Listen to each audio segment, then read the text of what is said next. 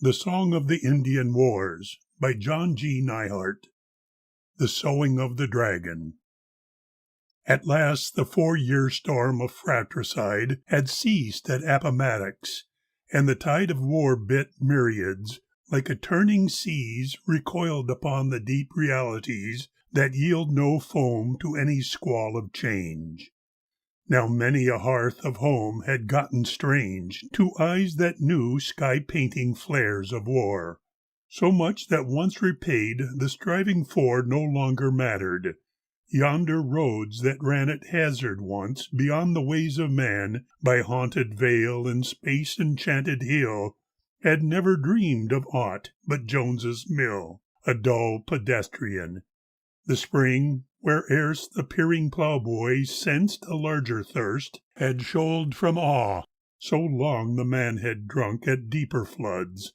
How yonder field had shrunk that billowed once mysteriously far to where the cow-lot nursed the evening star, and neighbored with the drowsing moon and sun. For oh, what winds of wrath had boomed and run across the vaster fields of moaning grain, rich seedings nurtured by a ghastly rain to woeful harvest. So the world went small, but mid the wreck of things remembered tall, an epidemic rumor murmured now. Men leaned upon the handles of the plough to hear and dream, and through the harrow smoke the weird voice muttered, and the vision broke of distant princely acres unpossessed. Again the bugles of the race blew west that once the Tigris and Euphrates heard. In unsuspected deeps of being stirred the ancient and compelling Aryan urge. A homing of the homeless, surge on surge. The valley roads ran wagons, and the hills through lane and byway fed with trickling rills, the man stream mighty with a mystic thaw. All summer now the Mississippi saw what long ago the Hellespont beheld, the shrewd prophetic eyes that peered of eld across the Danube, visioned naked plains beyond the bleak Missouri, clad with grains, jeweled with orchard, grove, and greening garth. Serene abundance centered in a hearth to nurture lusty children. On they swirled, the driving breed, the takers of the world, the makers and the bringers of the law. Now up along the bottoms of the Kaw, the drifting reek of wheel and hoof arose. The coyotes talked about it, and the crows along the lone Republican, and still the bison saw it on the smoky hill in Solomon, while yonder on the Platte 10,000 wagons scarred the sandy flat, between the green grass season and the brown. A name sufficed to make the camp a town, a whim unmade, in spaces wide as air and late as empty. Now the virile share quickened the virgin meadowlands of God, and lo, begotten of the self-same sod, the house and harvest. So the Cadmean breed, the wetters of the vision and the deed, went forth to sow the dragon seed again. But there were those, and there were also men, who saw the end of sacred things, and dear in all this wild beginning, saw with fear ancestral pastures gutted by the plough, the bison harried ceaselessly, and how they dwindled moon by moon, with pious dread beheld the holy places of their dead, the mock of aliens. Sioux, Arapaho, Cheyenne, Comanche, Kiowa, and Crow, in many a council pondered what befell the prairie world. Along the Musselshell, the Tongue, the Niobrara, all they said upon the Platte. The Arkansas, the Red, was echo word by peril-laden word. Along Popoja and the Horn they heard the clank of hammers and the clang of rails, where hordes of white men conjured iron trails, now crawling past the Loup Fork and the Blue. By desert roaming Cimarron they knew, and where the Laputa heads the tale was known, how snoring up beyond the Yellowstone the medicine canoes breathed flame and steam, and like weird monsters of an evil dream spewed foes, a multitudinary spawn. Were all the teeming regions of the dawn unpeopled now? What devastating need had set so many faces pale with greed against the sunset? Not as men who seek some meed of kindness, suppliant and meek, these hungry myriads came. They did but look, and whatsoever pleased them, that they took. Their faded eyes were icy, lacking ruth, and all their tongues were forked to split the truth, that word and deed might take diverging ways. Bewildered in the dusk of ancient days, the red men groped, and howsoever loud the hopeful hotheads boasted in the crowd, the wise ones heard prophetic whisperings through aching hushes, felt the end of things, inexorably shaping. What should be already was to them, and who can flee his shadow or his doom? Though cowards stride the wind-wild thunder horses, doom shall ride the arrows of the lightning, and prevail. Ere long whole tribes must take the spirit trail, as once they traveled to the bison hunt.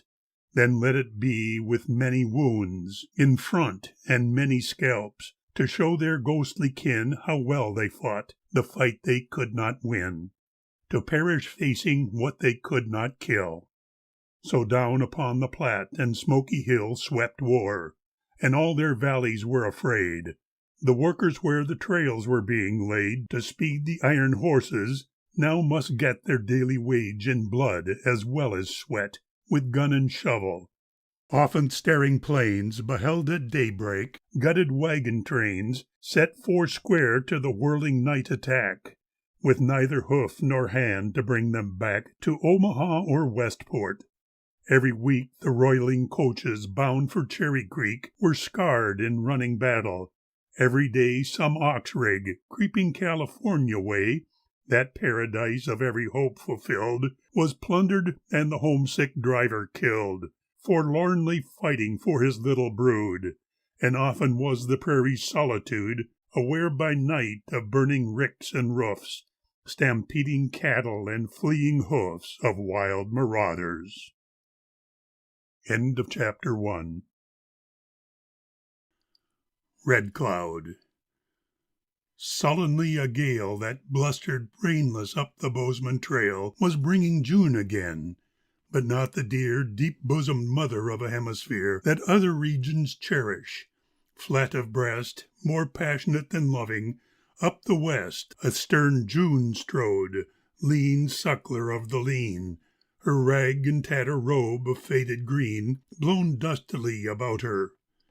Afternoon now held the dazzled prairie in a swoon, and where the Platte and Laramie unite, the naked heavens slanted blinding light across the bare Fort Laramie parade.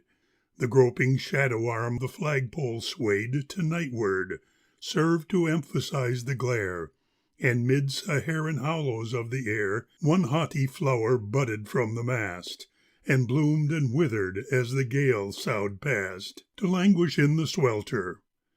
Growing loud, with some objection wakened in the crowd, or dwindling to a murmur of assent, still on and on the stubborn parley went, of many treaty-makers gathered here.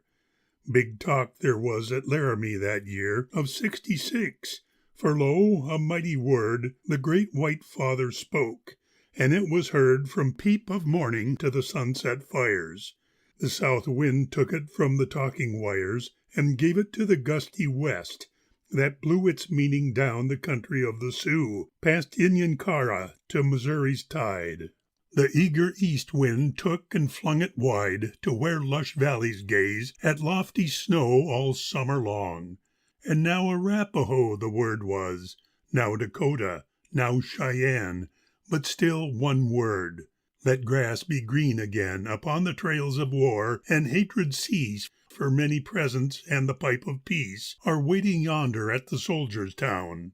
And there were some who heard it with a frown, and said, remembering the white man's guile, make yet more arrows when the foemen smile. And others, wise with many winters, said, life narrows, and the better days are dead. Make war upon the sunset, will it stay?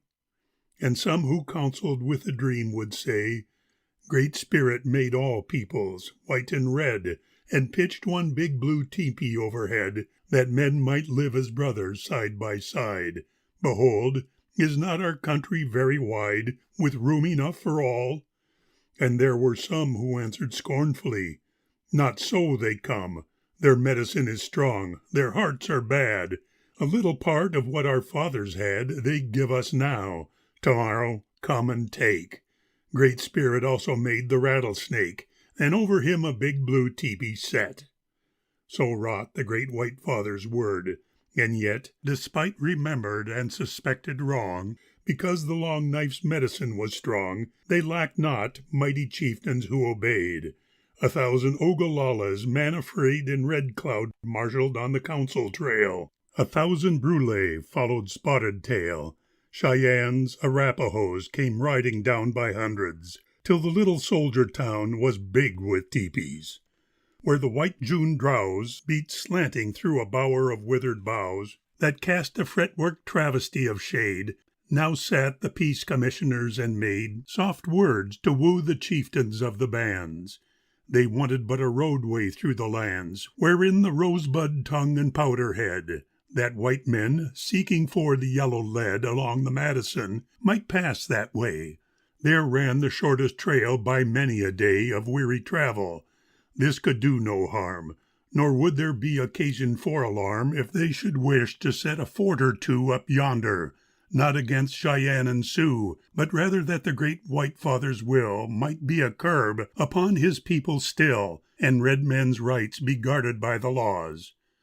Adroitly phrased, with many a studied pause, in which the half-breed spokesman, bit by bit, reshaped the alien speech and scattered it, the purpose of the council swept at last across the lounging crowd, and where it passed the feathered headgear swayed and bent together with muttering, as when in droughty weather a little whirlwind sweeps the tasseled corn. Some bull-lunged Ogallala's howl of scorn was hurled against the few assenting hows among the Brule.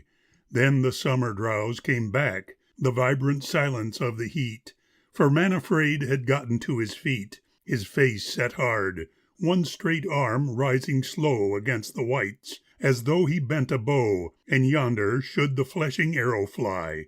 So stood he, and the moments creeping by were big with expectation. Still and tense, the council felt the wordless eloquence of Man Afraid, and then, I tell you no. When Harney talked to us 10 snows ago, he gave us all that country. Now you say the white chief lied. My heart is bad today, because I know too well the forked tongue that makes a promise when the moon is young, and kills it when the moon is in the dark. The Ogalallas roared, and like a spark that crawls belated when the fuse is damp, the words woke sequent thunders through the camp, where Cheyennes heard it and Arapahoes. Then once again the chieftain's voice arose. Your talk is sweet today. So ever speak the white men when they know their hands are weak, that itch to steal. But once your soldiers pitch their teepees yonder, will the same heads itch the less for being stronger? Go around. I do not want you in my hunting ground. You scare my bison, and my folk must eat. Far sweeter than your words are, home is sweet to us, as you, and yonder land is home. In sheltered valleys elk and bison roam all winter there, and in the spring are fat. We gave the road you wanted up the Platte. Make dust upon it, then. But you have said the shortest way to find the yellow lead runs yonder. Any trail is short enough that leads your greedy people to the stuff that makes them crazy. It is bad for you. I, Man Afraid, have spoken. Hecatu. Ho, ho, ho, ho. A howl of fighting men swept out across the crowd and back again to break about the shadow-mottled stand where Colonel Menadieu with lifted hand awaited silence. As a soldier should, he spoke straight words and few. His heart was good.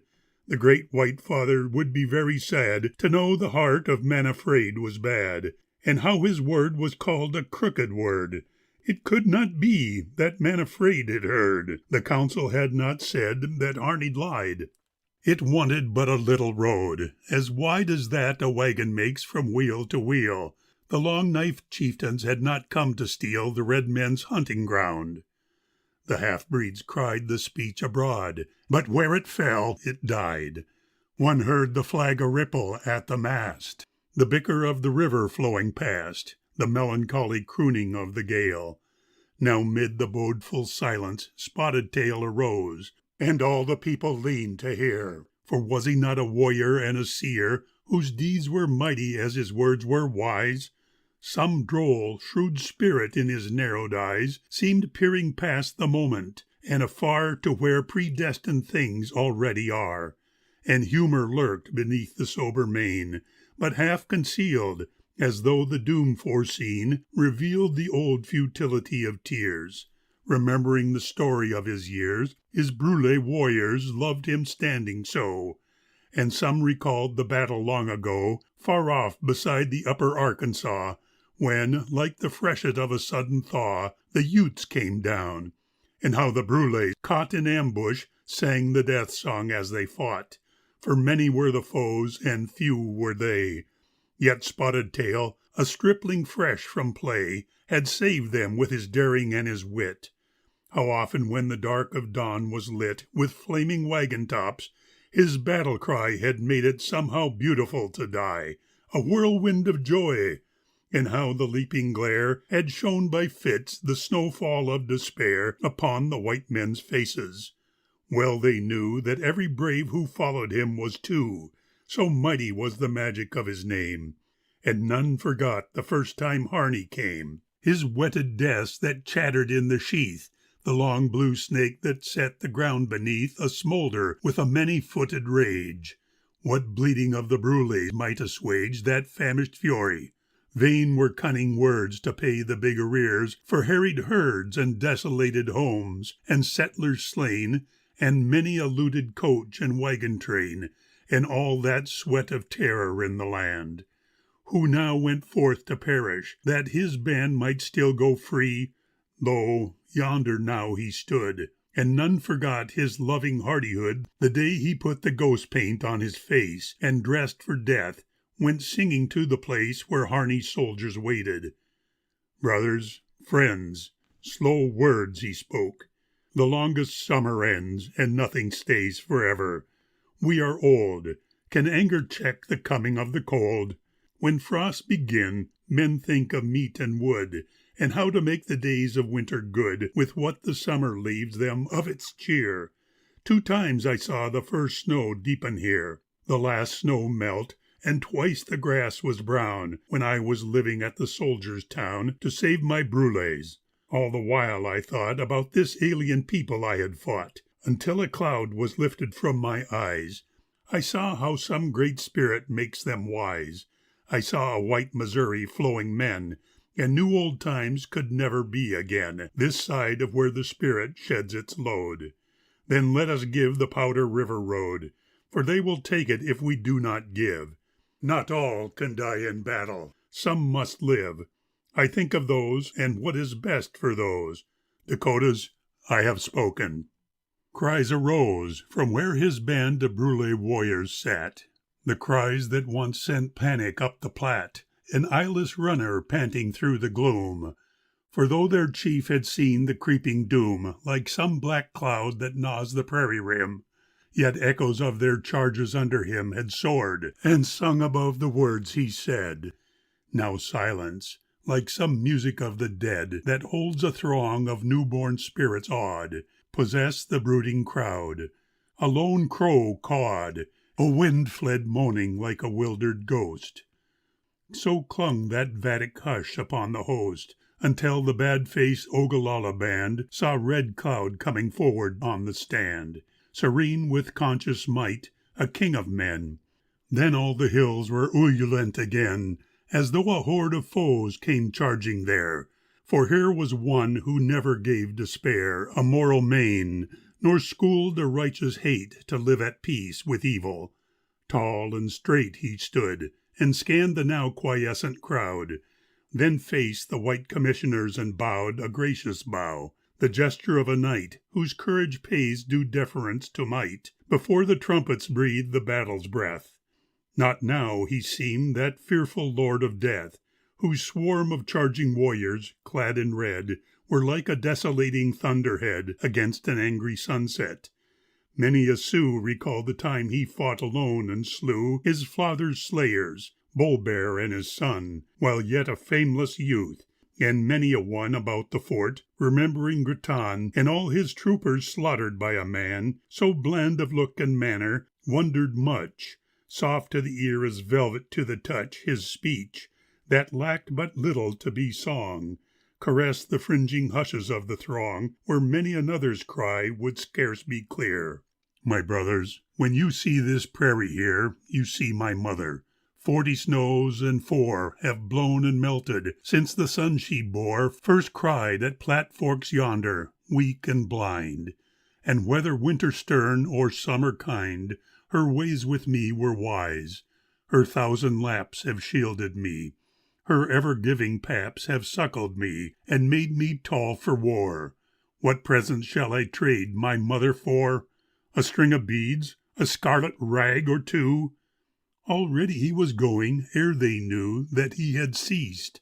Among the people fled a sound as when the frosted oaks are red, and naked thickets shiver in the flaws. Far out among the lodges keen the squaws, shrill with a sorrow women understand, as though the mother passion of the land had found a human voice to claim the child. With lifted brows the bland commission smiled, as clever men who share a secret joke. At length the Brûlé, Swift Bear, rose and spoke, 'twixt fear and favour poised.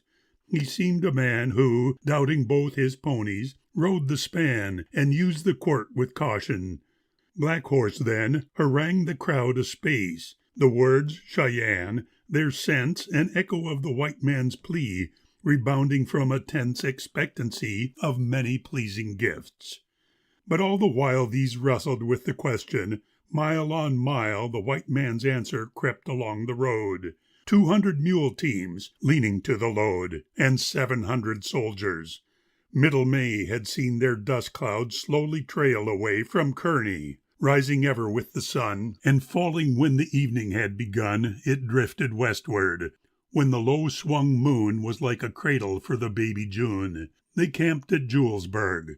Yet another week, across the South Platte's flood to Pumpkin Creek, they fought the stubborn road. Beneath the towers of Courthouse Rock, awash in starry showers, their fagged herd grazed. Past Chimney Rock they crawled, past where the roadway narrows, dizzy-walled, past Mitchell Post, and now, intent to win, ere dusk to where the Laramie comes in, the surly teamsters swore and plied the goad. The lurching wagons rumbled at the road. The trace chains clattered, and the spent mules brayed, protesting as the cracking lashes played on lathered withers bitten to the red. And glinting in the slant glare overhead, a big dust beckoned to the soldiers' town. It happened now that Red Cloud, peering down the dazzling valley road with narrowed eyes, beheld that picture writing on the skies, and knitted puzzled brows to make it out. So, weighing this and that, a lonely scout might read a trail by moonlight. Loudly still the glib logicians wrangled, as they will. The freer for the prime essential lacked, a due allowance for the brutal fact that by the vulgar trick of being so confounds logicians. Lapsing in a flow of speech and counter-speech, a half-hour passed while Red Cloud stared and pondered. Then at last men saw him rise and leave his brooding place, the flinty look of battle on his face, a gripping claw of wrath between his brows. Electric in the sullen summer drowse, the silence deepened, waiting for his word, but still he gazed nor spoke. The people heard the river lipping at a stony brink, the rippling flag, then suddenly the clink of bridle bits, the tinkling sound of spurs. The chieftains and the white commissioners pressed forward. With a buzzing of surprise the people turned. Atop a gentle rise that cut the way from fort to ford in half came Carrington a canter with his staff, and yonder, miles behind, the reeking air revealed how many others followed there to do his will. Now rising to a shout, the voice of Red Cloud towered, crushing out the wonder hum that ran from band to band. These white men here have begged our hunting land.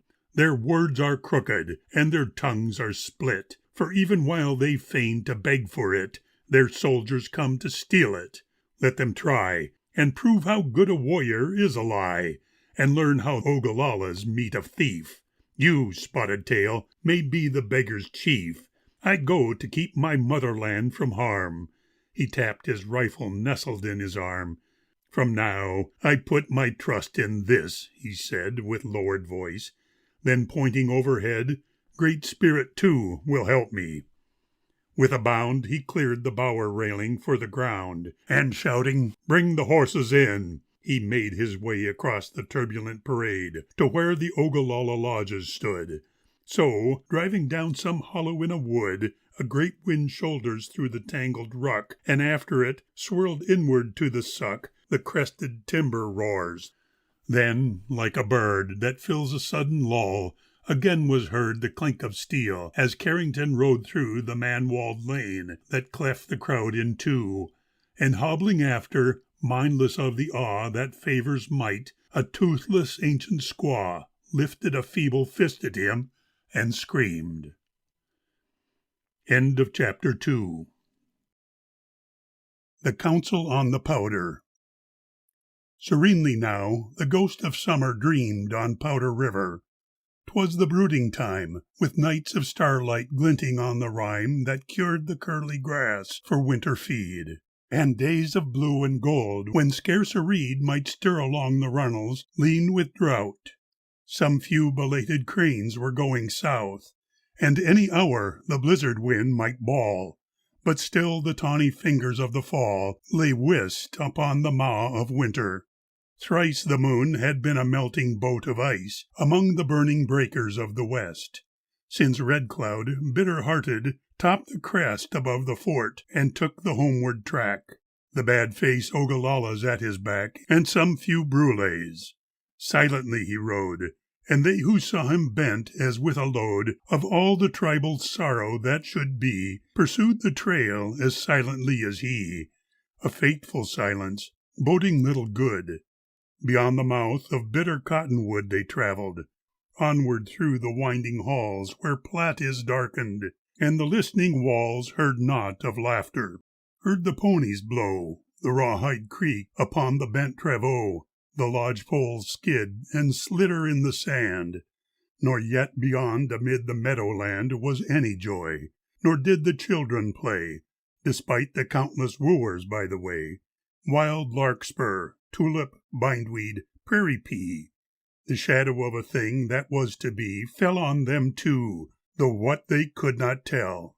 Still on, beyond the Horseshoe and La Preel, they toiled up Sage Creek, where the prickly pear bloomed gaudily about the camp. And there the Cheyenne, Black Horse, riding from the south, came dashing up with sugar in his mouth to spew on bitter moods. "Come back," he whined. "Our good white brothers call you, being kind and having many gifts to give to those who hear them." But the braves unstrung their bows and beat him from the village, counting coup, while angry squaws reviled the traitor too, and youngsters dogged him, aping what he said. Across the barren Cheyenne watershed their ponies panted, where the sagebrush roots bit deep to live. They saw the pumpkin buttes from Dry Fork. Then the Powder led them down a day past Lodgepole Creek.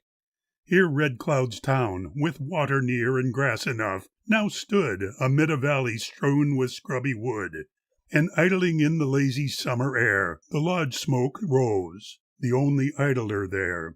For all day long the braves applied their hate to scraping dogwood switches smooth and straight for battle arrows, and the teeth that bit the gnarly shaft put venom into it against the day the snarling shaft should bite. Unceasingly from morning until night the squaws toiled that their fighting men might eat, nor be less brave because of freezing feet. By hundreds they were stitching rawhide soles to buckskin uppers. Many drying poles creaked with the recent hunt, and bladders, packed with suet, fruit, and flesh, were being stacked for hungers whetted by the driving snow. Fresh robes were tanning in the autumn glow for warriors camping fireless in the cold. and noisily the mimic battles rolled among the little children, grim in play. The village had been growing day by day since Red Cloud sent a pipe to plead his cause among the far-flung Tetons. Hunk-papas, unhurried by the fear of any foe, were making winter meet along the Moreau, the day the summons came to gird their loins. The Sans Arcs, roving where the Belle Fourche joins the Big Cheyenne, had smoked the proffered pipe when grapes were good and plums were getting ripe. Amid the Niobrara meadowlands and up the White, the scattered Brulé bands that scorned the talk at Laramie had heard.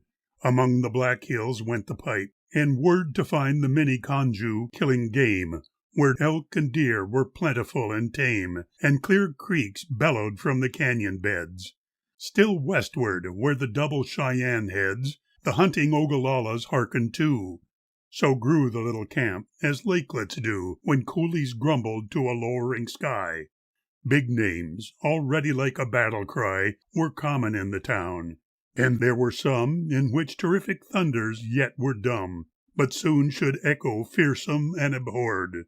Crow King, Bigfoot, the younger hump, and Sword, Black Leg and Black Shield, touched the cloud and gall, and that one fear would trumpet over all, young Crazy Horse, and Spotted Tail the wise, Red Cloud and Man Afraid, both battle cries, Rain in the Face, yet dumb, and Sitting Bull.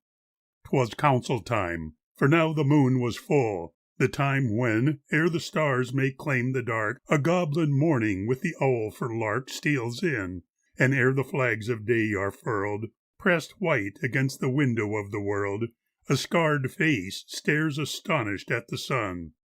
The moonset and the sunrise came as one. But ere the daybreak lifted by a span the frosty dusk, the teepee tops began to burgeon, and a fairy sapling grove stood tall, to bloom in sudden red and mauve and gold against the horizontal light. Still humped, remembering the nipping night, the dogs prowled, sniffing round the open flaps, where women carved haunches in their laps to feed the kettles for the council feast.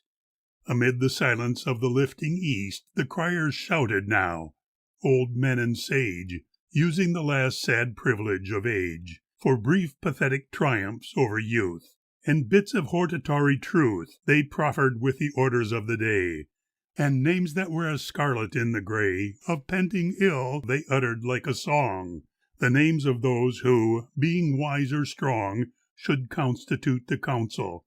Round and round the focal centers of a spreading sound the criers went.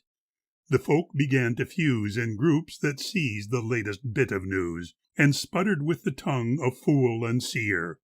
A roaring hailed some chanted name held dear, or in a silence no less eloquent, some other, tainted with suspicion, went among the people like a wind that blows in solitary places. Day arose, a spear-length high. The chattering became a bated hum, for conscious of their fame, and clad in gorgeous ceremonial dress, the fathers of the council cleft the press in lanes that awe ran on before to clear, and expectation closed the flowing rear sucked in to where the council bower stood. Long since the busy squaws had fetched the wood and lit the council fire, now smouldering. The great men entered, formed a broken ring to open eastward, lest the light should find no entrance, and the leaders of the blind see darkly too. With reverential awe the people, pressed about the bower, saw the fathers sit, and every tongue was stilled. Now Red Cloud took the sacred pipe, and filled the bowl with fragrant bark, and plucked a brand to light it.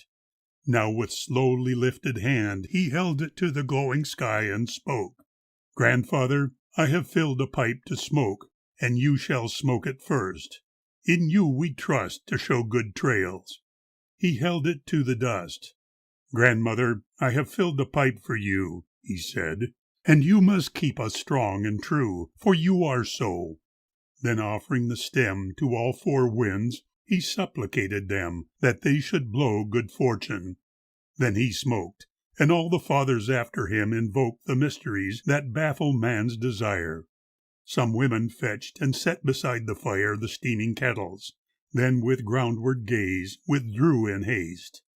A man of ancient days, who searched the timeless dusk with rheumy stare, and saw the ghosts of things that struggled there before men struggle, now remembered those with might to help. 6 bits of meat he chose, the best the pots afforded him, and these he gave in order to the mysteries, the sky, the earth, the winds, as was their due. Before I eat, I offer this to you, he chanted as he gave. So all men should. I hope that what I eat may do me good, and what you eat may help you even so.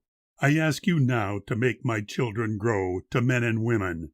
Keep us healthy still, and give us many buffalo to kill, and plenty grass for animals to eat. Some youths came forth to parcel out the meat, in order as the counselors were great in deeds of worth, and each, before he ate, addressed the mystic sources of the good. The feast now being finished, Red Cloud stood, still pondering his words with mouth set grim, but men felt thunder in the hush of him, and knew what lightning struggled to be wise, behind the hawk-like brooding of his eyes, the chipped flint look about the cheek and jaw. The humming of a hustling autumn flaw in aspen thickets swept the waiting crowd. It seemed his voice would tower harsh and loud. It crooned, "My friends, 'twas many snows ago when first we welcomed white men. Now we know their hearts are bad, and all their words are lies. They brought us shining things that pleased the eyes, and weapons that were better than we knew, and this seemed very good. They brought us, too, the spirit water, strong to wash away the coward's fear, and for a moment stay the creeping of old age and gnawing sorrow. My friends, if you would have these things tomorrow, forget the way our fathers taught us all, as though you planned to live till mountains fall. Seek out all things men need and pile them high. Be fat yourself and let the hungry die. Be warm yourself and let the naked freeze. So shall you see the trail the white man sees. And when your teepee bulges to the peak, look round you for some neighbor who is weak, and take his little too. Dakotas, think.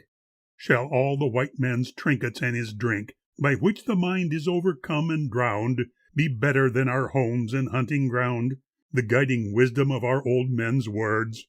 Shall we be driven as the white man's herds from grass to bitter grass? When Harney said his people, seeking for the yellow lead, would like an iron trail across our land, our good old chieftains did not understand what snake would crawl among us. It would pass across our country. Not a blade of grass should wither for that passing, they were told. And now, when scarce the council fire is cold, along the little piney hear the beat of axes and the desecrating feet of soldiers. Are we cowards? Shall we stand unmoved as trees and see our motherland plowed up for corn? Increasing as he spoke, the smothered wrath now mastered him, and woke the sleeping thunder all had waited for. Out of a thrilling hush he shouted, "War!" a cry to make an enemy afraid. The grazing ponies pricked their ears and neighed, recalling whirlwind charges, and the town roared after, like a brush jam breaking down with many waters. When the quiet fell, another rose with phrases chosen well to glut the tribal wrath, and took his seat amid the crowd's acclaim.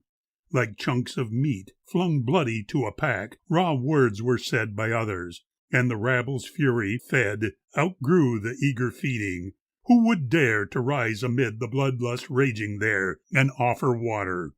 Spotted Tail stood up, and since all knew no blood was in the cup that he would give, dumb scorn rejected him. He gazed afar, and something seen made dim the wonted quizzic humor of the eyes.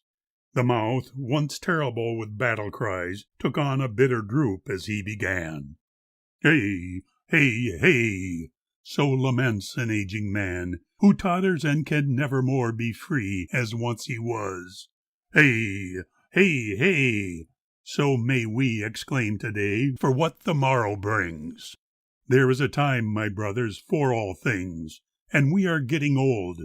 Consider, friends, how everything begins and grows and ends, that other things may have their time and grow. What tribes of deer and elk and buffalo have we ourselves destroyed, lest we should die? About us now you hear the dead leaves sigh. Since these were green, how few moons have been! We share in all this trying to begin, this trying not to die. Consider well the white man, what you know and what men tell about his might. His never-weary mind and busy hands do magic for his kind. Those things he loves we think of little worth, and yet, behold, he sweeps across the earth, and what shall stop him?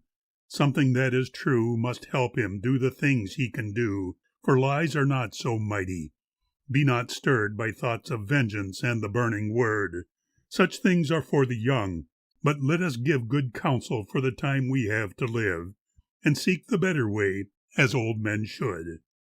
He ended, yet a little while he stood, abashed and lonely, seeing how his words had left as little trace as do the birds upon the wide insouciance of air. He sat at length, and round him crouching there the hostile silence closed, as waters close above the drowned. Then Sitting Bull arose, and through the stirring crowd a murmur woke, as of a river yielding to the stroke of some deft swimmer. No heroic height proclaimed him peer among the men of might, nor was his bearing such as makes men serve. Bull-horsed, squat-necked, with legs that kept a curve to fit the many ponies he had backed, he scarcely pleased the eyes.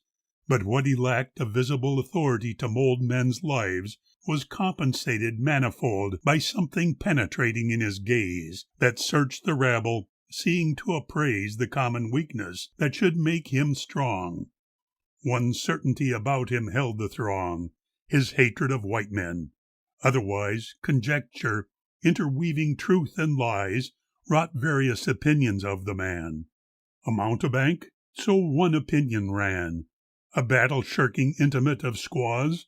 A trivial contriver of applause? A user of the sacred for the base? Yet there was something other in his face than vanity and craft. And there were those who saw him in that battle with the crows, the day he did a thing no coward could. There ran a slough amid a clump of wood, from whence at little intervals there broke a roaring and a spurt of rifle smoke that left another wounded among the Sioux. Now Sitting Bull rode down upon the slough to see what might be seen there. What he saw was such as might have gladdened any squaw, a wounded warrior with an empty gun. 'Twas then the deed of Sitting Bull was done, and many saw it plainly from the hill. Would any coward shun an easy kill and lose a scalp? Yet many saw him throw his loaded rifle over to the crow, retreat a space, then wheel to charge anew. With but a riding quirt he counted coup, and carried back a bullet in his thigh. That those who jeered the story for a lie behold him limping yet. And others said he had the gift of talking with the dead, and used their clearer seeing to foretell dark things aright, that he could weave a spell to make a foeman feeble if he would. Such things the people pondered while he stood, then searched them with a quiet, broad-browed stare. Then suddenly some magic happened there. Can men grow taller in a breathing span? He spoke, and even scorners of the man were conscious of a swift, disarming thrill, the impact of a dominating will that overcame them. Brothers, you have seen the way the spring sun makes the prairie green, and wakes new life in animal and seed, preparing plenty for the biggest need, remembering the little hungers too. The same mysterious quickening makes new men's hearts, for by that power we also live. And so, till now, we thought it good to give all life its share of what that power sends to man and beast alike. But hear me, friends, we face a greedy people, weak and small, when first our fathers met them, now grown tall and overbearing. Tireless in toil, these madmen think it good to till the soil, and love for endless getting marks them fools. Behold, they bind their poor with many rules, and let the rich go free. They even steal the poor man's little for the rich man's weal. Their feeble have a god their strong may flout. They cut the land in pieces, fencing out their neighbors from the mother of all men. When she is sick, they make her bear again, with medicines they give her with the seed. All this is sacrilegious, yet they heed no word, and like a river in the spring they flood the country, sweeping everything before them. 'Twas not many snows ago they said that we might hunt our buffalo in this our land forever. Now they come to break that promise. Shall we cower, dumb, or shall we say, first kill us, here we stand? He paused, then stooping to the motherland, he scraped a bit of dust and tossed it high. Against the hollow everlasting sky all watched it drifting, sifting back again in utter silence. So it is with men, said Sitting Bull, his voice now low and tense. What better time, my friends, for going hence than when we have so many foes to kill?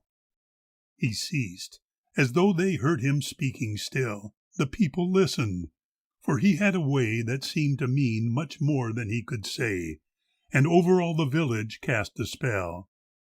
At length some warrior uttered in a yell the common hate. 'Twas like the lean blue flash that stabs a sultry hush before the crash of heaven-rending thunder and the loud assault of winds. Then fury took the crowd and set it howling with the lust to slay. The counsellors were heard no more that day, and from the moony hilltops all night long the wolves gave answer to the battle song, and saw their valley hunting grounds aflare with roaring fires, and frenzied shadows there that leaped and sang as wolves do, yet were men. End of chapter 3. Fort Phil Kearny. Long since the column, pushing north again with Carrington, had left the little post on Laramie, unwitting how the ghost of many a trooper, lusty yet and gay, disconsolately drifting back that way, should fill unseen the gaps of shattered ranks.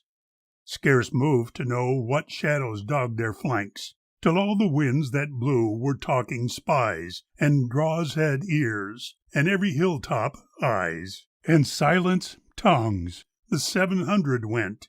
How brazenly their insolent intent was flaunted. Even wolves might understand these men were going forth to wed the land, and spawn their breed therein. Behold their squaws. Could such defend the great White Father's laws? So weak they were, their warriors hewed the wood, nor did they tend the pots as women should, nor fill them. Powder River caught the word of how they swam their long-horned cattle herd at Bridger's Ferry. Bighorn and the Tongue beheld through nearer eyes the long line flung up Sage Creek Valley, heard through distant ears the cracking lashes of the muleteers the day the sandy trail grew steep and bleak.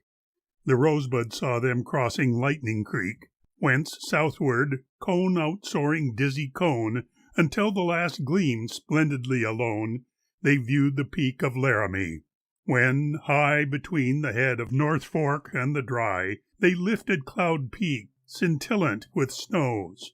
The Cheyenne hunters and Arapahoes, far flung as where the wind becomes the horn, discussed their progress. Spirits of the morn that watch them break the nightly camp and leave, outwing the crane to gossip with the eve in distant camps. Beyond the lodge-pole's mouth, relentless red cloud pouring on the south, could see them where the upper powder ran past Reno Post, and counted to a man the soldiers left there. Tattlings of the noon were brooded by the glimmer of the moon in lands remote, till, pushing northward yet past Crazy Woman's Fork and Lake de Smet, they reached the Big and Little Piney Creeks. Some such a land the famished hunter seeks in fever dreams of coolness. All day long the snow-born waters hummed a little song to virgin meadows, till the sun went under. Then tardy freshets in a swoon of thunder that deepened with the dark went rushing by, as 'twere the night herself sang lullaby till morning. Cottonwoods and evergreens made music out of what the silence means in timeless solitudes. And over all, white towers dizzy on a floating wall of stainless white, the Bighorn Mountains rose. Absaroka, the country of the Crows, a land men well might fight for. Here they camped, rejoicing, man and beast. The work-mule champed the forage of the elk, and rolled to sate his lust for greenness, like a voice of fate foretelling ruthless years, his blatant bray with horns of woe, and trumpets of dismay crowded the hills. The milk cow and the steer, in pastures of the bison and the deer, lowed softly, and the trail-worn troopers went about their duties, whistling, well content to share this earthly paradise of game. But scarcely were the tents up when there came, was it a sign? One moment it was noon, a golden peace hypnotic with the tune of bugs among the grasses, and the next, the spacious splendor of the world was vexed with twilight that estranged familiar things. A moaning sound, as of enormous wings, flung wide to bear some swooping bat of death, awakened. Hills and valleys held their breath to hear that sound. A nervous troop horse neighed, shrill in the calm. Instinctively afraid, the cattle bellowed and forgot to graze, and raucous mules deplored the idle day's untimely end. Then presently there fell what seemed a burlesque blizzard out of hell, a snow of locusts, tawny flakes at strife, that, driven by a gust of rabid life, smothered the windless noon. The lush grass bent, devoured in bending. Wagon top and tent sagged with the drift of brown corrosive snow. Innumerable hungers shrilled below. A humming fog of hungers hid the sky, until a cool breath, falling from the high white ramparts, came to cleanse the stricken world. Then suddenly the loud rack lifted, swirled to eastward, and the golden light returned. Now day by day the prairie people learned what wonders happened where the pinies flowed, how many wagons rutted out a road to where the pine stood tallest to be slain, what medicine the white man's hand and brain had conjured, how they harnessed up a fog that sent a round knife screaming through a log from end to end, how many adzes hewed, and how the desecrated solitude beheld upon a level creekside knoll the rise of fitted bowl on shaven bowl, until a great fort brazened out the sun. And while that builded insolence was done, far prairie saw the boasting banner flung above it, like a hissing adder's tongue to menace every ancient tree of good. Long since and oft the workers in the wood had felt the presence of a foe concealed. The drone of mowers in the haying field was silenced often by the rifle's crack, the arrow's whir, and often, forging back with lash and oath along the logging road, the scared mule-whacker fought behind his load, his team a kicking tangle. Oft by night some hilltop wagged a sudden beard of light, immediately shorn, and dark hills saw to glimmer sentient. Hours of drowsy awe near dawn had heard the raided cattle bawl, afraid of alien herdsmen, bugles call to horse, the roaring sally, fleeing cries, and oft by day upon a distant rise some naked rider loomed against the glare, with hand at brow to shade a searching stare, then like a dream dissolved in empty sky. So men and fate had labored through July to make a story. August browned the plain, and ever Fort Phil Kearny grew amain with sweat of toil and blood of petty fights. September brought the tingling silver nights, and men worked faster, thinking of the snows. Aye, more than storm they dreaded. Friendly crows had told wild tales. Had they not ridden through the Powder River gathering of Sioux? And lo, at one far end the day was young. Noon saw the other. Up along the tongue big villages were dancing. Everywhere the buzzing wasp of war was in the air. October smoldered goldenly, and gray November sulked and threatened. Day by day, while yet the greater evils held aloof, the soldiers wrought on wall, stockade, and roof, against the coming wrath of God and man.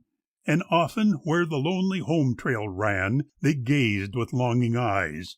Nor did they see the dust cloud of the prayed-for cavalry and ammunition train long overdue. By now they saw their forces cut in two.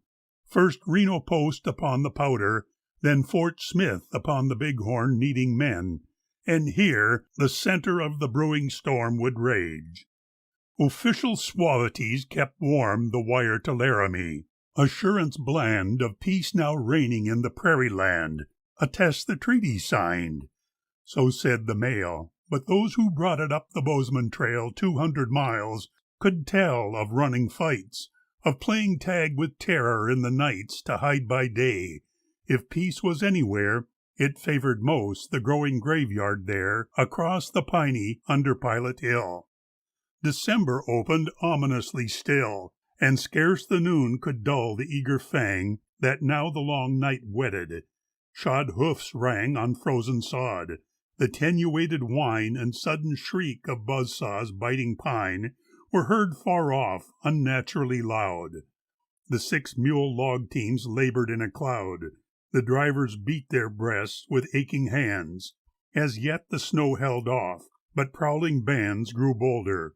Weary night guards on the walls were startled broad awake by wolf-like calls from spots of gloom uncomfortably near. And out across the crystal hemisphere weird yammerings arose and died away to dreadful silence. Every sunny day the looking-glasses glimmered all about. So, clinging to the darker side of doubt, men took their boots to bed, nor slumbered soon. It happened on the 6th December noon, that from a hill commanding many a mile, the lookout, gazing off to Piney Isle, beheld the log train crawling up a draw, still halfway out. With naked eye he saw a lazy serpent reeking in the glare of wintry sunlight. Nothing else was there but empty country under empty skies. Then suddenly, it seemed, a blur of flies arose from each adjacent gulch and brake, and swarming inward, swirled about the snake that strove to coil amid the stinging mass. One moment through the ill-adjusted glass vague shadows flitted. Then the whirling specks were ponies with their riders at their necks, swung low, and lurching wagons spurted smoke. The teams were plunging. Frantic signals woke the bugles at the fort, the brawl of men obeying boots and saddles. Once again the sentry lifts his glass. 'Tis like a dream, so very near the silent figures seem a hand might almost touch them. Here they come, hell-bent for blood, distorted mouths made dumb with distance. One can see the muffled shout, the twang of bow thongs. Leaping fog blots out the agitated picture, flattens, spreads. Dull rumblings wake and perish. Tossing heads emerge, and ramrods prickle in the rack. A wheel mule, sprouting feathers at his back, rears like a clumsy bird essaying flight, and falls to vicious kicking. Left and right, deflected hundreds wheel about, and swing to charge anew, tempestuous galloping on cotton.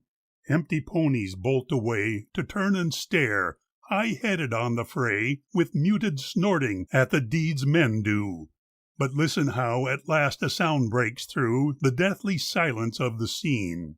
Hurrah! For 40 troopers roaring down the draw with Fetterman. A cloud of beaten dust sent scurrying before a thunder gust. They round the hogback yonder. With a rush they pierce the limpid curtain of the hush, quiescencing in the picture. Hurry, men! The rabid dogs are rushing in again. Look! Hurry! No, they break midway. They see the squadron dashing up. They turn. They flee before that pack of terriers, like rats. Yell! Yell, you lucky loggers!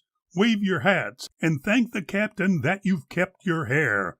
Look how they scatter to the northward there, dissolving into nothing. Ply the spurs, you fire-eaters. Catch that pack of curs, this side the Pino, or they'll disappear. Look out, they're swooping in upon your rear. Wherever did they come from? Look, good God! The breaks ahead belch ponies, and the sod on every side sprouts warriors. Holy spoons! The raw recruits have funked it. Turn, you loons, you cowards!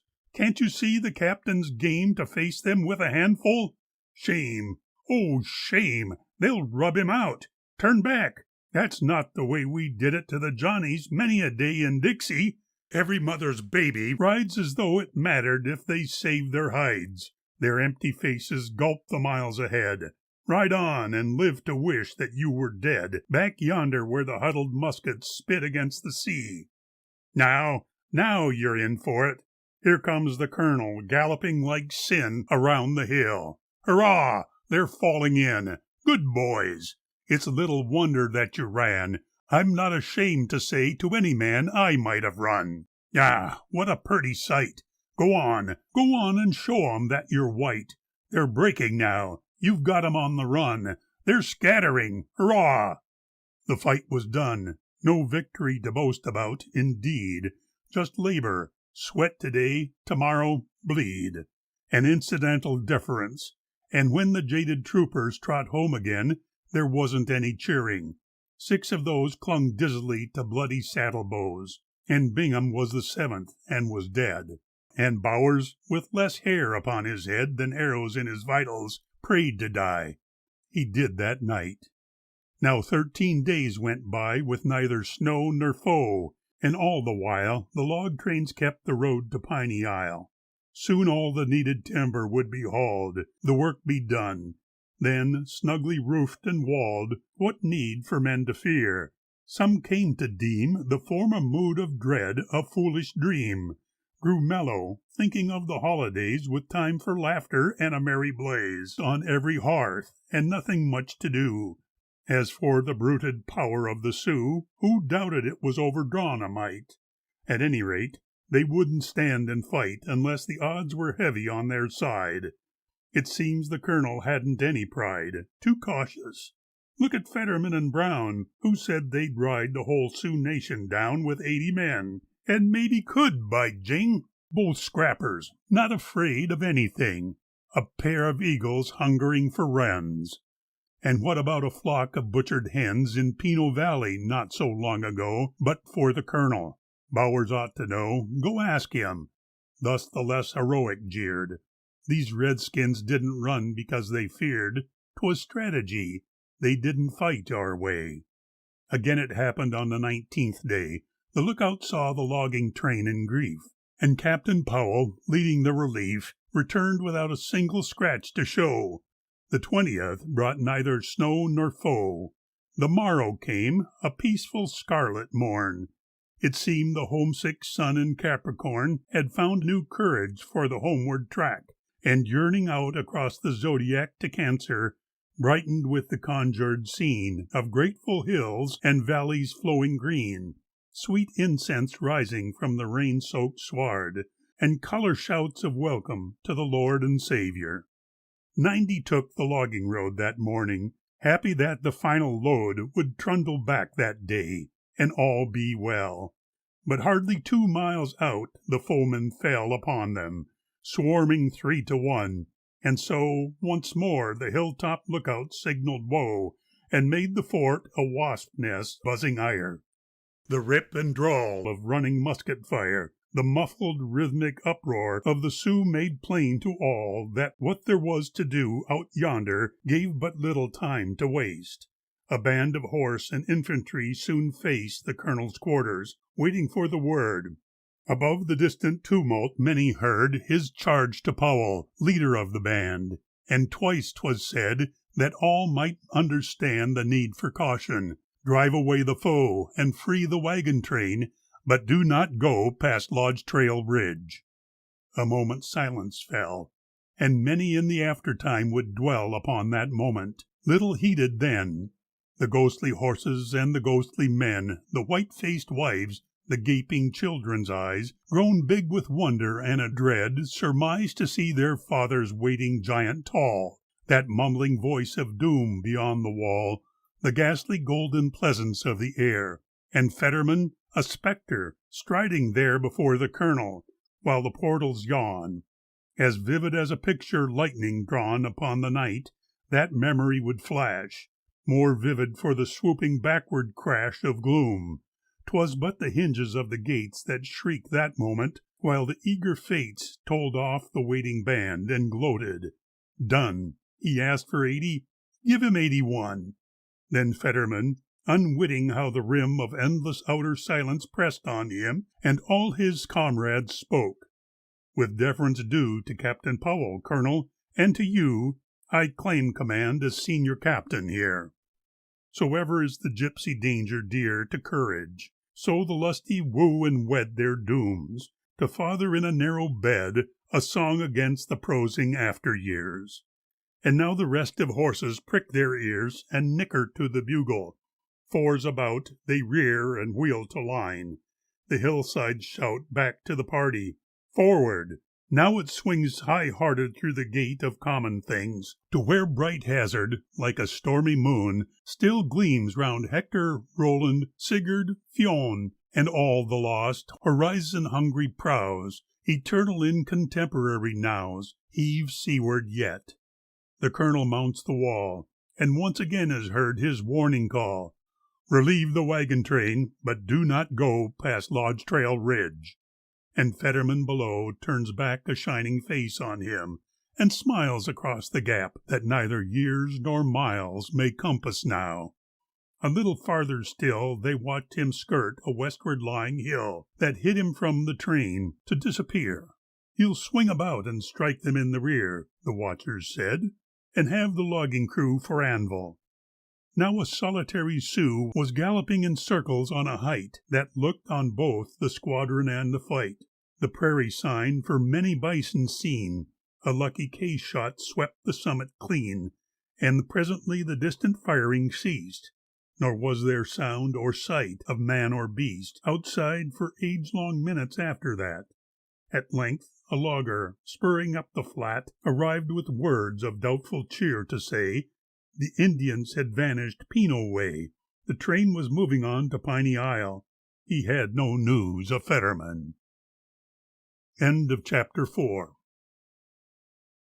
Rubbed out. Meanwhile, where ran the Bozeman Road along the bleak north slope of Lodge Trail Ridge to Pino Creek, big hopes were burning. Silence waited there. The brown land, even as the high blue air, seemed empty. Yet the troubled crows that flew keen-eyed above the sunning valley knew what made the windless slough grass ripple so, and how a multitude of eyes below were peering southward to the road-scarred rise where every covert was alive with eyes that scanned the bare horizon to the south. The white of dawn had seen the Pino's mouth aswarm with men, Cheyennes, Arapahoes, Dakotas. When the pale-faced sun arose, a spectre fleeing from a bath of blood, it saw them like a thunder-fathered flood surge upward through the sounding sloughs and draws, afoot and mounted, veterans and squaws, youths new to war, the lowly and the great. A thousand-footed, single-hearted hate flung fortward. Now their chanted battle songs dismayed the hills. Now silent with their wrongs they strode, the sullen hum of hoofs and feet, through valleys where aforetime life was sweet, more terrible than songs or battle cries. The sun had traversed half the morning skies, when, entering the open flat, they poured to where the roadway crossed the Pino ford below the ridge. Above them wheeled and pried the puzzled crows, to learn what thing had died, what carcass, haply hidden from the ken of birds, had lured so large a flock of men, thus chattering with lust. There, brooding doom, they paused and made the brown December bloom with mockeries of August, demon flowers and lethal, thirsting for the sanguine showers that soon would soak the unbegetting fields. The trailing bonnets and the pictured shields, the lances nodding in the war wind's breath, the faces brave with paint to outstare death in some swift hush of battle. Briefly so they parleyed, when the spears began to flow on either side the ridge, a double stream of horsemen winking out as in a dream high up among the brakes that flanked the trail. Amid the tall dry grasses of the vale the footmen disappeared, and all the place was still and empty as a dead man's face that sees unmoved the wheeling birds of prey. The anxious moments crawled. Then far away, across the hills, a muffled tumult grew, as of a blanket being ripped in two, and many people shouting underground. The valley grasses rippled to the sound, as though it were a gusty wind that passed. Far off, a bugle singing braved the vast, and perished in a wail. The tall grass stirred. The rumor of the distant fight was heard a little longer. Suddenly it stopped, and silence, like a sky-wide blanket, dropped upon the landscape empty as the moon. The sun, now scarce a lance length from the noon, seemed waiting for whatever might occur. Across the far northwest, a purplish blur had gathered and was crawling up the sky. Now presently a nearer bugle cry defied the hush, a scarlet flower of sound that sowed the sterile silences around with futile seed of music. Once again the sound of firing and the cries of men arose, but now 'twas just beyond the place where, climbing to the azure rim of space, the roadway topped the ridge and disappeared. The tongueless coverts listened, thousand-eared, and heard hoof thunders rumbling over there. Then suddenly the high blue strip of air was belching warriors in a wind of cries. In breakneck rout they tumbled from the skies, wheeled round to fling more arrows at a foe, and fled to where the breast-deep grass below swayed wildly. Now a crow-black stallion rose, and looming huge against the blue noon doze, raced back and forth across the ridge's rim, while, shooting from beneath the neck of him, the Cheyenne Big Nose held the roaring rear, nor did the snarling musket balls come near, so mighty was his medicine, they say. Now presently the high blue wall of day spewed cavalry along the ridge, and then, a marvel for the tongues and ears of men, amazed the hidden watchers of the height. For like a thunder-stridden wind of night that rages through a tousled poplar grove, the rider of the stallion charged, and drove straight through the middle of the mounted crowd. Men saw his bonnet tossing in a cloud of manes and tails, and saber lightnings played about it. Then, emerging undismayed, he charged back through, and galloped down the hill with bullets that were impotent to kill, spat pinging all around. The firing ceased. The fugitives were half a mile at least beyond the Pino ford. There, circling wide with bows and lances brandished, they defied the foe to come and fight with them. By now the infantry had crossed the ridge's brow. It joined the troop a little way below. Then all together, cautiously and slow, came down the hated road. And silence lay on summit, slope, and valley, deep as day and doomful as they came. The flat could hear the murmur of the straining saddle gear, the shuffling feet, the clinking of the bits, and when a nervous troop horse neighed by fits, the ponies, lurking in the broken lands that flanked the ridge, kept silence for the hands that gripped their nostrils. Now the 81 were halfway down the hill. The nooning sun slipped fearfully beyond a flying veil, and from the gray northwest a raw cold gale came booming up. The fugitive decoys, off yonder in the flat, like playing boys, divided now and waged a mimic fight. Immediately halfway up the height, among the brakes, appeared a warrior's torse. 1,000 hidden eyes knew Little Horse. The Cheyenne chieftain saw him wave a spear left-handed, pass it round him in the rear to seize it with the right. The whole flat swarmed with footmen, mounted warriors thunderstormed by hundreds from the brakes above, and one came dashing down the ridge road at a run, and plunged among the soldiery to die beneath the frantic sabres. With a cry that set the horses wild, the swarm closed in. The cavalry, as hoping yet to win the summit of the ridge, wheeled round and hewed a slow way upward through the solitude of lances, howling in the arrow storm. The rest, already circled by the swarm, took cover in a patch of tumbled rock, where, huddled like a blizzard-beaten flock, They faced the swirling death they could not stem. A little while before it smothered them, the dwindling feud toiled mightily, men say, with gun butts swinging in the dim melee of battle clubs and lances, then were still.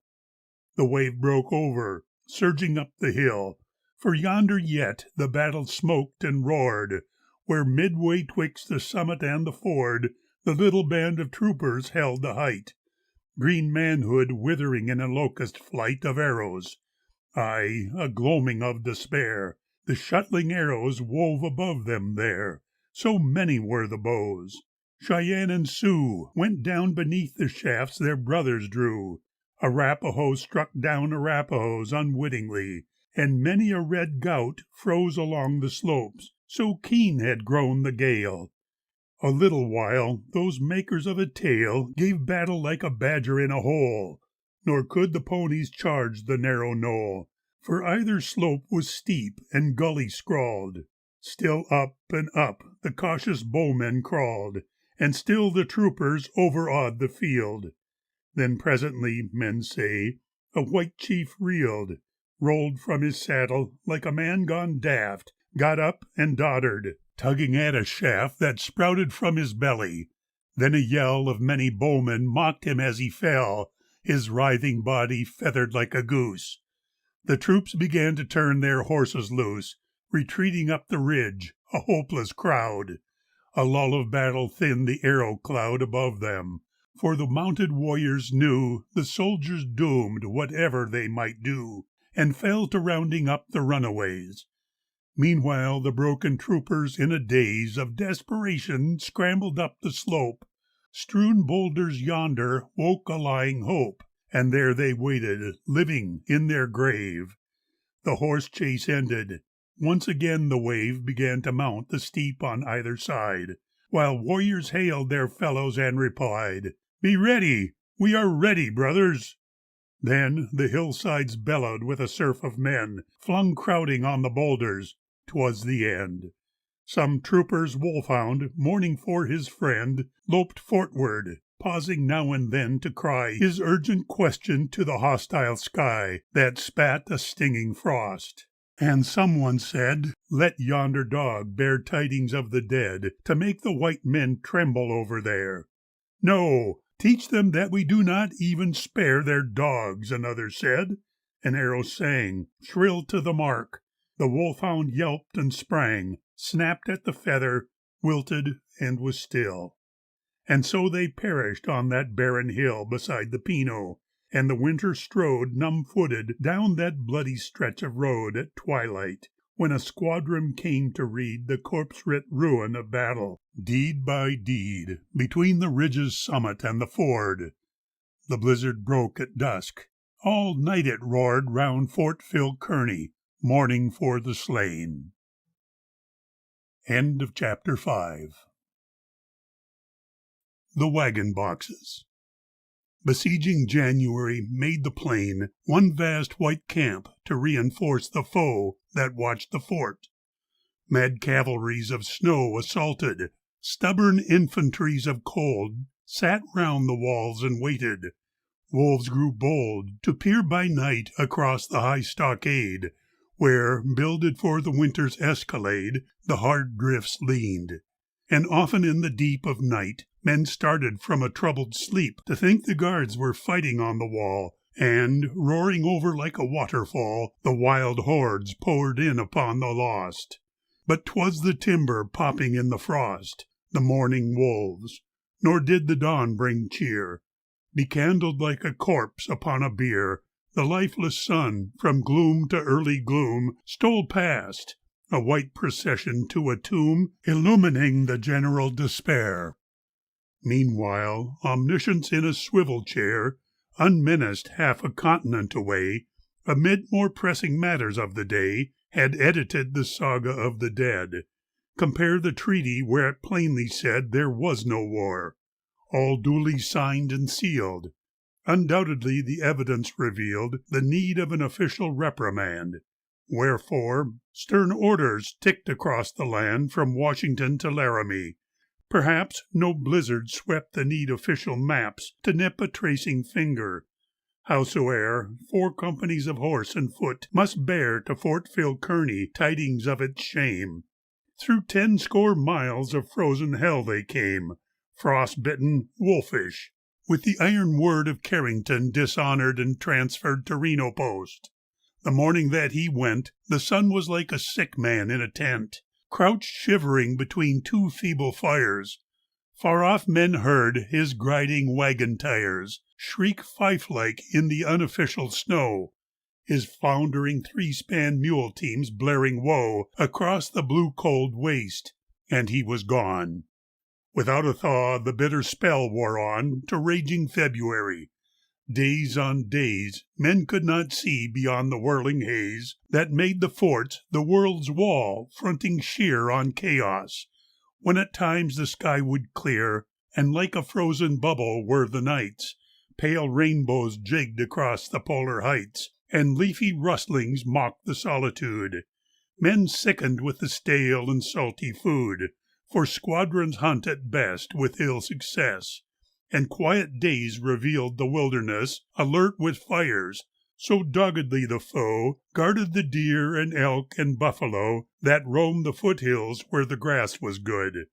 A battle often brought a load of wood, and arrows swept the opening water gate from where the wily bowmen lurked in wait along the brush-clad piney. March went past, a lion crouched or raging to the last, and it was April in the almanac.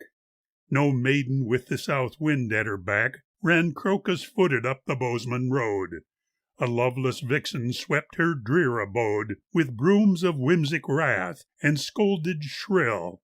Men pined to think of how the whippoorwill broidered the moony silences at home. There now a mist-like green began to roam the naked forest hillward from the draws.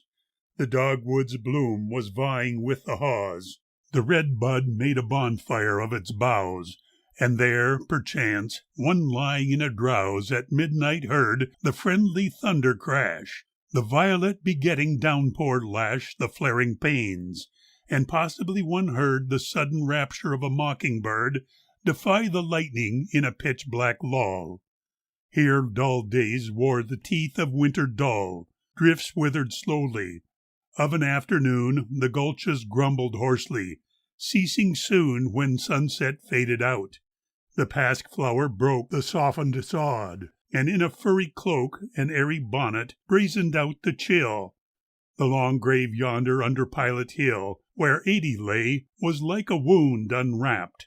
The cottonwoods, awakening sluggish sapped, prepared for spring with wavering belief. May stole along the piney like a thief.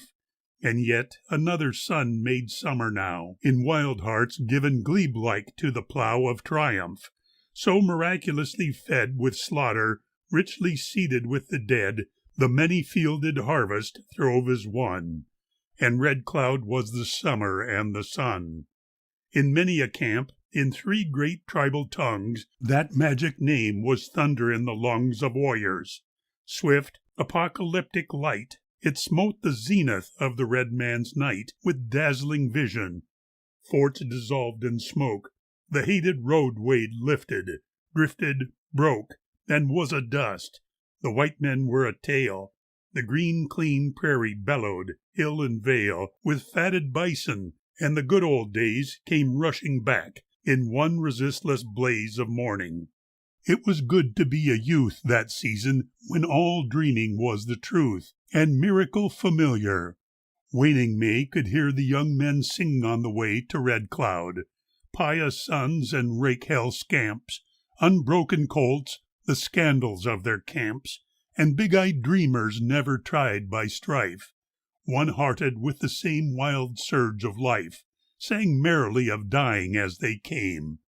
Aloof, amid his solitude of fame, the battle-brooding chieftain heard, to dream of great hordes raging like a flooded stream from Powder River to the greasy grass, that never after might a wagon pass along the hated highway of deceit. The meadows of Absaroka grew sweet with nursing June. War ponies, winter thin, nuzzled the dugs of ancient might therein against the day of victory.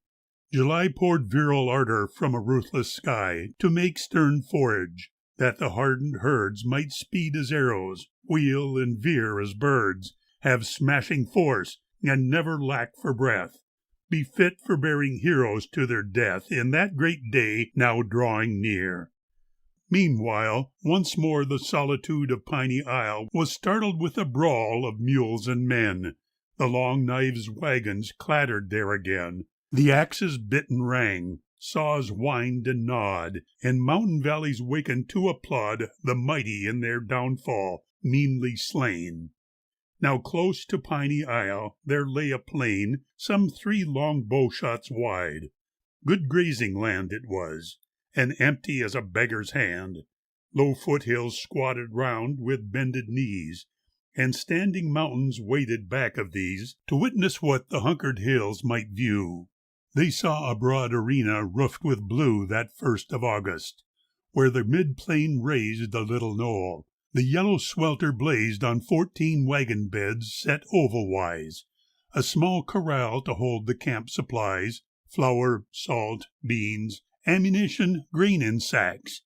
Therein, forestalling sudden night attacks, the mules were tethered when the gloaming starred the laggard evening. Soldiers, sent to guard the logging crew, had pitched their tents around, and all of this was like a feeble sound lost in the golden fanfare of the day.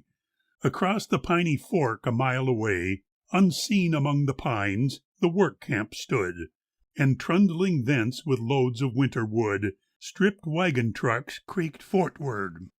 Twilight awe among the pines now silenced axe and saw. With jingling traces eager for their grain, across the creek and up the gloaming plain the work mules came, hee-hawing at the glow of fires among the tents.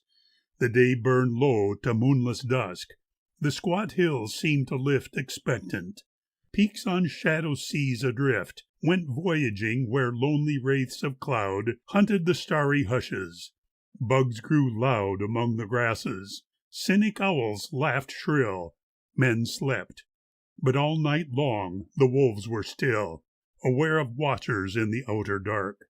And now and then a sentry's dog would bark, rush snarling where it seemed that nothing stirred. But those who listened for a war cry heard the skirling bugs, the jeering owls, the deep discordant snoring of the men asleep upon their guns, mules blowing in the hay. At last the blanching summits saw the day. A drowsy drummer spread the news of morn. The mules began to nicker for their corn and wrangle with a laying back of ears.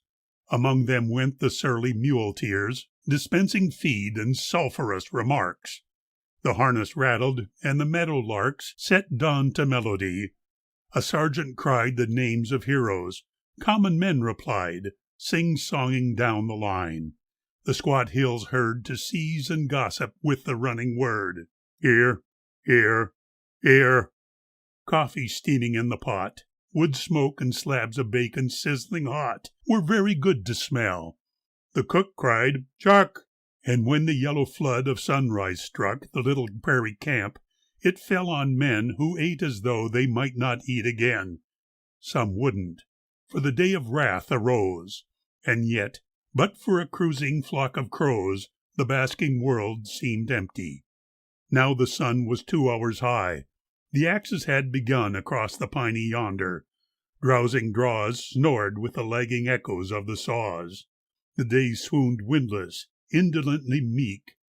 It happened that the pickets by the creek were shaken from a doze by rhythmic cries and drumming hoofs. Against the western skies, already well within a half a mile, came 7 Indians riding single file, their wiry ponies flattened to the quirt. A sentry Springfield roared, and the hills, alert with echoes, fired a ghostly enfilade. The ball fell short, bit dust and ricocheted. The foremost pony, smitten in the breast, went down amid the rearing of the rest, and floundered to a dusty somersault. Unhurt, the tumbled brave emerged to vault behind a comrade, and the 7 veered to southward, circling round the spot they feared, where 3 far-stinging human hornets stood. Now one of these went running to the wood to see what made the logging camp so still. Short breath sufficed to tell the tale of ill he brought, the whole crew making off in stealth and going to the mountains for their health, the mules stampeded. Things were looking blue. With shaking knees, uncertain what to do, the pickets waited. Whisperings of death woke round them, and they felt the gusty breath of shafts that plunked and quivered in the sod. As though men sprouted where the ponies trod, the circling band now jeered them 10 to 1. They scanned the main camp swinking in the sun. No signal to return, but all the men were rushing round there, staring now and then to where the foothills northward broke the flat. A pointing sentry shouted, "Look at that! Good God, there must be thousands over there!" Massed black against the dazzle of the air, they made the hilltops crawlingly alive, the viscid boiling over of a hive that feels the pale green burning of the spring. Slow moving, with a phasic murmuring as of a giant swarm gone honey wild, they took the slope, and still the black rear piled the wriggling ridges. What could bar the way? Dwarfed by a panorama of the day, the camp was but a speck upon the plain. And 3 remembered 80 laying slain beside a ford, and how the winter strode numb-footed down a bloody stretch of road, across strange faces lately known and dear. "I guess we better hustle out of here," the sergeant said. To left, to right, in front, like starving coyotes singing to the hunt, yet overcautious for a close attack, scores pressed the fighting trio, falling back across the piney campward.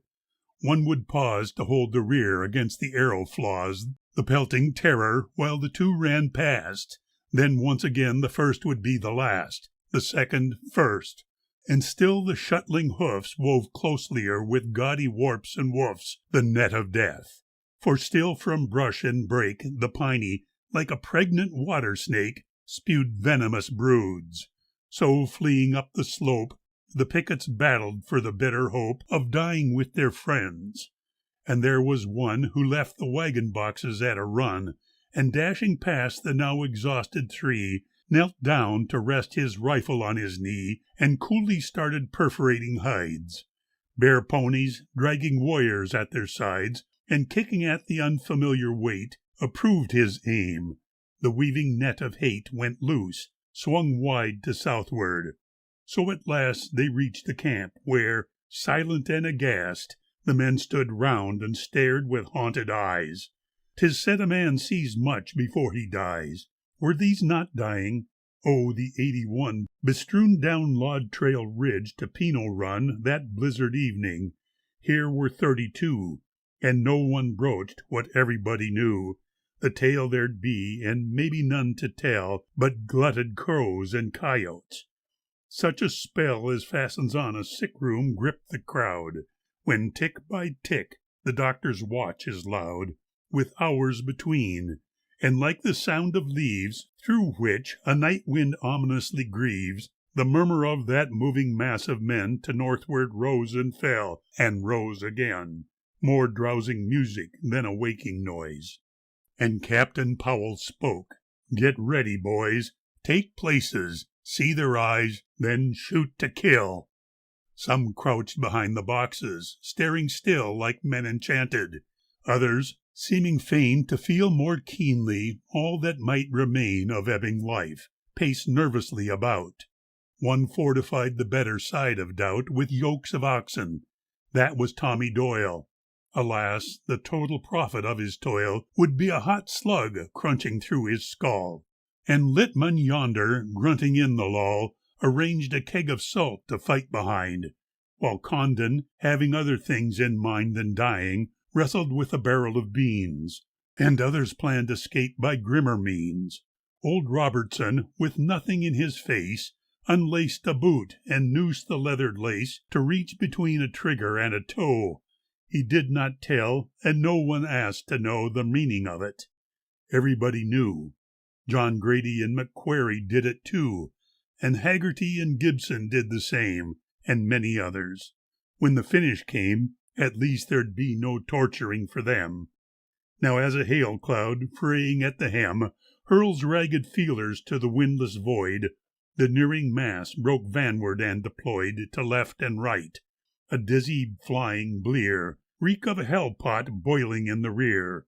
And now, as when the menaced world goes strange, and cyclone slingshots, feeling out the range, spatter the waiting land agape with drought, the few first arrows fell. Once more the South was humming with a wind of mounted men that wove the broken net of death again along the creek and up the campward rise. Then suddenly, with wolfish battle cries and death songs like the onset of a gale, and arrows pelting like a burst of hail, the living tempest broke. There was no plain, just headgear bobbing in a toss of mane, and horses, horses, horses plunging under, paunch deep in dust, and thousand-footed thunder, that vertigo of terror swarmed and swirled about the one still spot in all the world, the hushed cyclonic heart. Then that was loud. The boxes bellowed, and a spurting cloud made twilight where the flimsy fortress stood, and flying splinters from the smitten wood and criss-cross arrows pricked the drifting haze. Not now, as in the recent musket days, the foe might brave 2 volleys for a rush upon the soldiers, helpless in a hush of loading. Lo, like rifles in a dream, the breech-fed Springfields poured a steady stream, that withered men and horses roaring in, and gut-shot ponies screamed above the din, and many a wounded warrior, undertrod but silent, wallowed on the bloody sod. Man piled on man, and horses on the men. They broke and scattered. Would they come again? Abruptly so the muted hailstorm leaves astonished silence, when the dripping eaves count seconds for the havoc yet to come. Weird in the hush, a melancholy hum, from where the watching women of the Sioux thronged black along the circling summits, grew and fell and grew, the mourning for the dead. One whispered hoarsely from a wagon bed, "Is anybody hit?" But none replied. Awestruck at what they did, and hollow-eyed, all watched and waited for the end of things. Then, even as the fleeing hail cloud swings before some freakish veering of the gale, returning down its desolated trail with doubled wrath, the howling horseman came. Right down upon the ring of spurting flame, the quirted ponies thundered, reared, afraid of that bad medicine the white men made, and screaming, bolted off with flattened ears. So close the boulder pressed that clubs and spears were hurled against the ring. Again they broke, to come again, now flashing through the smoke like lightning to the battle's thunder shocks. Ignited arrows, streaming to the nocks, fell hissing where the fighting soldiers lay, and flame went leaping through the scattered hay to set the dry mule litter smoldering. Half suffocated, coughing with the sting of acrid air, like scythemen in a field the soldiers mowed, and gaudy man-flower reeled to wriggling swaths, and still the mad Sioux fought to break this magic that the white men wrought, heroic flesh that grappled with a god. Then noon was glaring on the bloody sod, and broken clouds of horsemen down the plain went scudding, hundreds, heavy with the slain and wounded, lagging in the panic rout. Again the ridges murmured round about, where wailed the wives and mothers of the Sioux. Some soldier whispered, asking for a chew, as though he feared dread sleepers might arise. Young Tommy Doyle, with blood upon his eyes, gaped noonward, and his fighting jaws sagged loose. Hank Haggerty would never need a noose to reach between a trigger and a toe. Jennis would never hear a bugle blow again, so well he slept. Around the ring men passed the grisly gossip, whispering, as though doomed flesh were putting on the ghost. A sound grew up as of a moving host. It seemed to issue from a deep ravine to westward. There no enemy was seen. A freak gust, gotten of a sultry hush, may mumble thus among the distant brush some moments ere a dampened finger cools. But still the smudgy litter of the mules plumed straight against the dazzle of the day. Upon a hilltop, half a mile away to eastward, Red Cloud presently appeared among his chieftains, gazing where the weird susurras swelled and deepened in the west, and to and from him dashed along the crest fleet heralds of some new-begotten hope. Once more the pinies spread along the slope a dizzy ruck of charging horse. They broke before those stingers in the nest of smoke, fled back across the creek, and waited there. For what? The voice of it was everywhere, a brute of waters fretting at a weir. The woman-peopled summits hushed to hear that marching sound. Then suddenly a roar, as from the bursting open of a door, swept out across the plain, and hundreds, pressed by hundreds crowding yonder from the west, afoot and naked, issued like a wedge, with Red Cloud's nephew for the splitting edge, a tribe's hot heart behind him for a maul. Slow, ponderously slow, the V-shaped wall bore down upon the camp. The whirlwind pace of horsemen seemed less terrible to face than such a leisure. Brave men held their breath before the garish masquerade of death, aflaunt with scarlets, yellows, blues, and greens. Then Condon, there behind his barrel of beans, foreseeing doom, afraid to be afraid, sprang up and waved his rifle and essayed Homeric speech according to his lights. "Come on," he yelled, "ye dirty blatherskites, ye blitherin' idiots, we can lick yez all, ye low-down niggers." Shafts began to fall about him raging. Scattered muskets roared along the fraying fringes of the horde. "Get down there, Jim," men shouted. "Down!" But Jim told Death, the blackguard, what he thought of him for once and all. Again the Springfields crashed, and where the heavy bullets raked and smashed the solid front and bored the jostling mass, men withered down like flame-struck prairie grass. But still the raging hundreds forged ahead, pell-mell across their wounded and their dead, like tumble-bugs. The splitting edge went blunt. A momentary eddy at the front sucked down the stricken chief. The heavy rear, with rage more mighty than the vanward fear, thrust forward. 20 paces more, and then 'twould be like drowning in a flood of men. Already through the rifts one saw their eyes, teeth flashing in the yawn of battle cries, the sweat-sleek muscles straining at the bows. Forgotten were the nooses for the toes. Tomorrows died, and yesterdays were not. Sleepwalkers in a foggy nowhere fought with shadows. So forever from the first, forever so until this dream should burst, its thin brown bubble of a world. And then the shadows were a howling mass of men, hurled heavy with their losses down the plain, before that thunder spew of death and pain that followed till the last had disappeared. The hush appalled, and when the smoke had cleared, men eyed each other with a sense of shock at being still alive. 'Twas 1 o'clock. One spoke of water. Impishly the word went round the oval, mocking those who heard. The riddled barrel had bled from every stave, and what the sun-stewed coffee kettles gave seemed scarcely wet.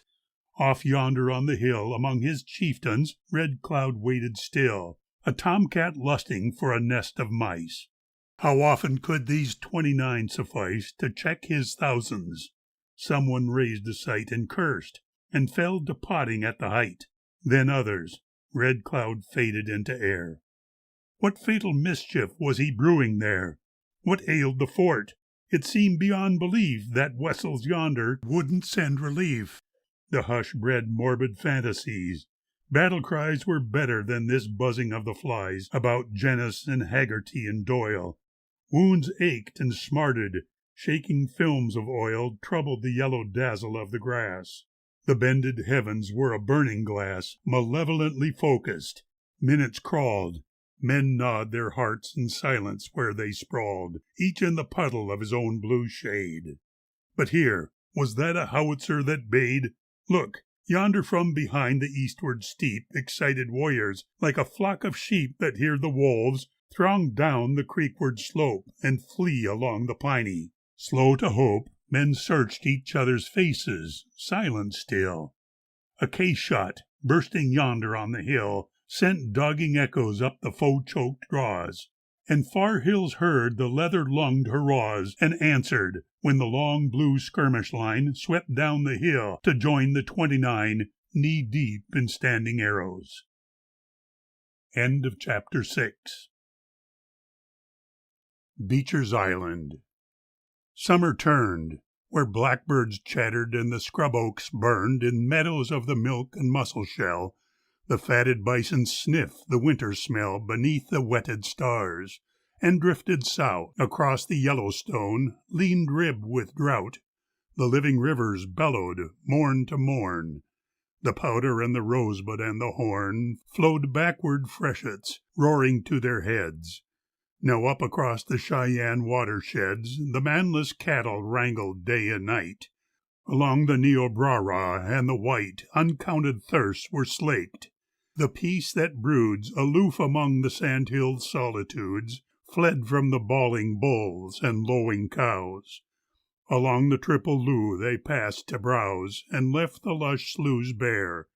Along the Platte the troubled myriads pawed the sandy flat and snorted at the evil men had done. For there, from morning sun to evening sun, a strange trail cleft the ancient bison world, and many-footed monsters whirred and whirled upon it. Many-eyed they blinked and screamed. Tempestuous with speed, the long mane streamed behind them, and the breath of them was loud, a rainless cloud with lightning in the cloud and alien thunder. Thus the driving breed, the bold earth-takers, toiled to make the deed audacious as the dream. One season saw the steel trail crawl away from Omaha as far as ox rigs wattled in a day, an inchworm bound for San Francisco Bay. The next beheld a brawling, sweating host of men and mules build on to Kearney Post, while spring greens mellowed into winter browns, and prairie dogs were giving up their towns to roaring cities. Where the Platte divides, the metal serpent sped, with league-long strides between two winters. North Platte City sprang from sagebrush, where the prairie sirens sang of magic bargains in the marts of lust. A younger Julesburg sprouted from the dust to howl a season at the panting trains. Cheyenne, begotten of the ravished plains, all hailed the planet as the steel clanged by. And now in frosty vacancies of sky the railhead waited spring on Sherman Hill, and brooding further prodigies of will blinked off at China. So the man stream flowed full flood beyond the Powder River road, a cow-path hardly worth the fighting for. Then let grass grow upon the trails of ore, bad hearts be good, and all suspicion cease. Beside the Laramie the pipe of peace awaited. Let the chieftains come and smoke. 'Twas summer when the great White Father spoke. 1,000 miles of dying summer heard, and nights were frosty when the crane-winged word found Red Cloud on the Powder loath to yield. The crop from that rich seeding of the field along the piney flourished greenly still. The wail of many women on a hill was louder than the word, and once again he saw the blizzard of his fighting men avail as snow against the August heat. "Go tell them I am making winter meat. No time for talk," he said, and that was all. The north wind snuffed the torches of the fall, and drearily the frozen moons dragged past. Then when the pasque flower dared to bloom at last, and resurrected waters hailed the geese, it happened that the flying word of peace came north again. The music that it made was sweet to Spotted Tail, and man afraid gave ear bewitched. One Horn and Little Chief believed, and 2 Bears ventured on belief, and others who were powers in the land. For here was something plain to understand. As long as grass should grow and water flow between the Missouri River and the snow that never melts upon the Bighorn Heights, the country would be closed to all the whites. So ran the song that lured the mighty South. It left a bitter taste in Red Cloud's mouth, no music in his ears. Go back and say that they can take their soldier towns away from Piney Fork and Crazy Woman's Creek and Greasy Grass. Then maybe I will speak. Great Spirit gave me all this country here. They have no land to give. The hills were sere along the Powder, and the summer grew. June knew not what the white men meant to do, nor did July. The end of August came. Bullberries quickened into jets of flame where smoky bushes smoldered by the creeks. Grapes purpled, and the plums got rosy cheeks. The nights were like a watching mother, yet a chill as of incipient regret foretold the winter when the twilight fell. 'Twas then a story wonderful to tell went forth at last. In every wind it blew, till all the far-flung bison hunters knew, and Red Cloud's name and glory filled the tale. The soldier towns along the hated trail were smoke, and all the wagons and the men were dust blown south. Old times had come again. Unscarred, the fatted elk and deer would roam their pastures now. The bison know their home and flourish there forever unafraid. So when the victor's winter meat was made, in all his lodges ready for the cold, he listened to the word, now 12 moons old, rode south and made his sign and had his will. Meanwhile, the road along the smoky hill was troubled. Hunters, drifting with the herd the fall before, had scattered wide the word of Red Cloud's victory. Look north, they said. The white men made a road there. It is red with their own blood, and now they whine for peace. The brave tale traveled southward with the geese, nor dwindled on the way, nor lacked applause. Comanches, South Cheyennes, and Kiowas, Apache, and the South Arapahoes were glad to hear. Satanta, Roman Nose, Black Kettle, Little Raven heard, and thought. Around their winter fires the warriors fought those far-famed battles of the North again. Their hearts grew strong. We too, they said, are men, and what men did up yonder we can do. Make red the road along the Smoky too, and grass shall cover it. So when the spring was fetlock deep, wild news ran shuddering through Kansas. Women captured, homes ablaze, men slaughtered in the country north of Hayes, and Harker, terror stalking Denver way. Trains burned along the road to Santa Fe, the drivers scalped and given to the flames. All summer panic babbled demon names. No gloom but harbored Roman Nose the bat. Satanta, like an omnipresent cat, moused every heart. Out yonder, over there, Black Kettle, Turkey Leg were everywhere, and Little Raven was the night owl's croon, the watchdog's bark. The setting of the moon was Little Rock, the dew before the dawn, a sweat of horror. All that summer, drawn by vague reports and captive women's wails, the cavalry pursued dissolving trails, and found the hot wind. Loath to risk a fight, fleas in the day and tigers in the night, the wild band struck and fled to strike anew, and dropped the curtain of the empty blue behind them, passing like the wrath of God. The failing year had lit the goldenrod against the tingling nights, now well begun. The sunflowers strove to hoard the paling sun for winter cheer, and leagues of prairie glowed with summer's dying flare, when 50 rode from Wallace northward, trailing Roman Nose the mad Cheyenne. A motley band were those, scouts, hunters, captains, colonels, brigadiers, wild lads who found adventure in arrears, and men of beard whom danger's lure made young. The drift and wreckage of the Great War flung along the brawling border. 2 and 2, the victor and the vanquished, gray and blue, rode out across the Kansas plains together, hearts singing to the croon of saddle leather and jingling spurs. The buffalo, had grazed like dairy cattle, hardly deigned to raise their shaggy heads and watch the horsemen pass. Like bursting case shot, clumps of blue joint grass exploded round them, hurtling grouse and quail and plover. Wild hens drummed along the trail at twilight, and the antelope and deer, moved more by curiosity than fear, went trotting off to pause and gaze their fill. Past Short Nose and the beaver, jogging still, they followed hot upon a trail that shrank at every tangent draw. Their horses drank the autumn lean Republican and crossed. And there at last the dwindled trail was lost, where sand hills smoked against the windy sky. Perplexed and grumbling, disinclined to try the upper reaches of the stream, they pressed behind Forsyth, their leader, pricking west with Beecher there beside him in the van. They might have disobeyed a lesser man, for what availed another wild goose chase, foredoomed to end some God-forsaken place with twilight dying on the prairie rim?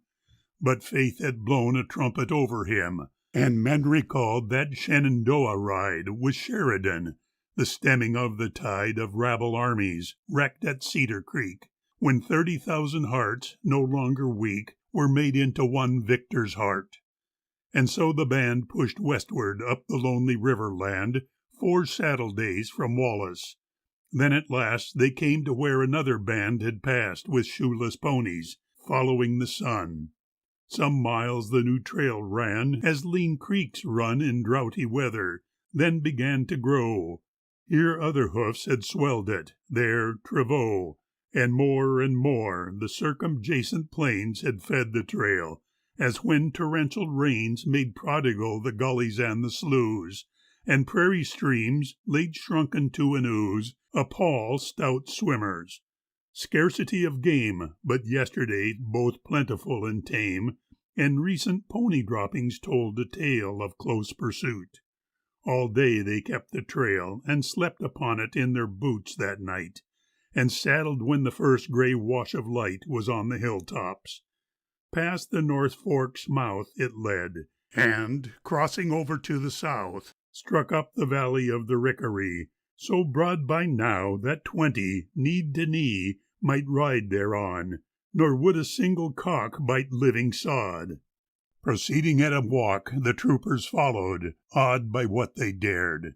It seemed the low hills stood aloof, nor cared, disowning them, that all the gullies mocked the jingling gear of folly, where it walked the road to folly's end.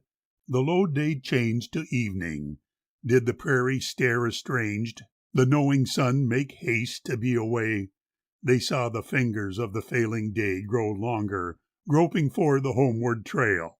They saw the sun put on a bloody veil and disappear. A flock of crows hurrahed. Dismounting in the Erie Valley, awed with purple twilight and evening star, they camped beside the stream. A gravel bar here split the shank-deep Rickery in two and made a little island. Tall grass grew along its scattered alders, and there stood a solitary sapling cottonwood within the lower angle of the sand. No jesting cheered the saddle-weary band that night. No fires were kindled to invoke tales grim with cannon flare and battle smoke remembered, and the glint of slant steel rolled up roaring steeps. They ate short rations cold, and thought about tomorrow and were dumb.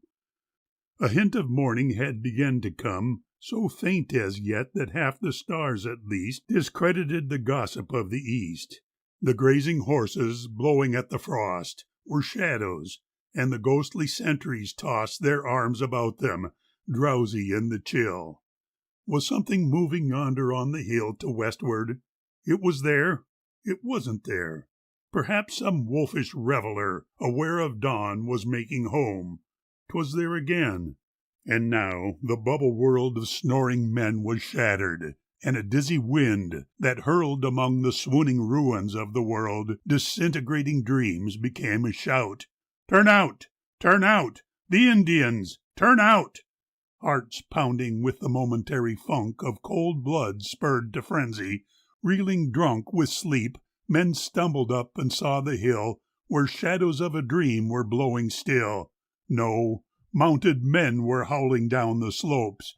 The horses, straining at their picket ropes, reared snorting. Barking carbines flashed and gloomed, smearing the giddy picture. War drums boomed, and shaken rawhide crackled through the din. A horse that trailed the bounding picket pin made off in terror. Others broke and fled. Then suddenly the silence of the dead had fallen, and the slope in front was bare, and morning had become a startled stare across the empty prairie, white with frost.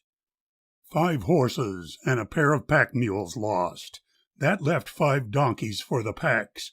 Men poke sly banter at the mountless ones, invoke the infantry to back them, while they threw the saddles on and, boot to belly, drew groan-fetching cinches tight.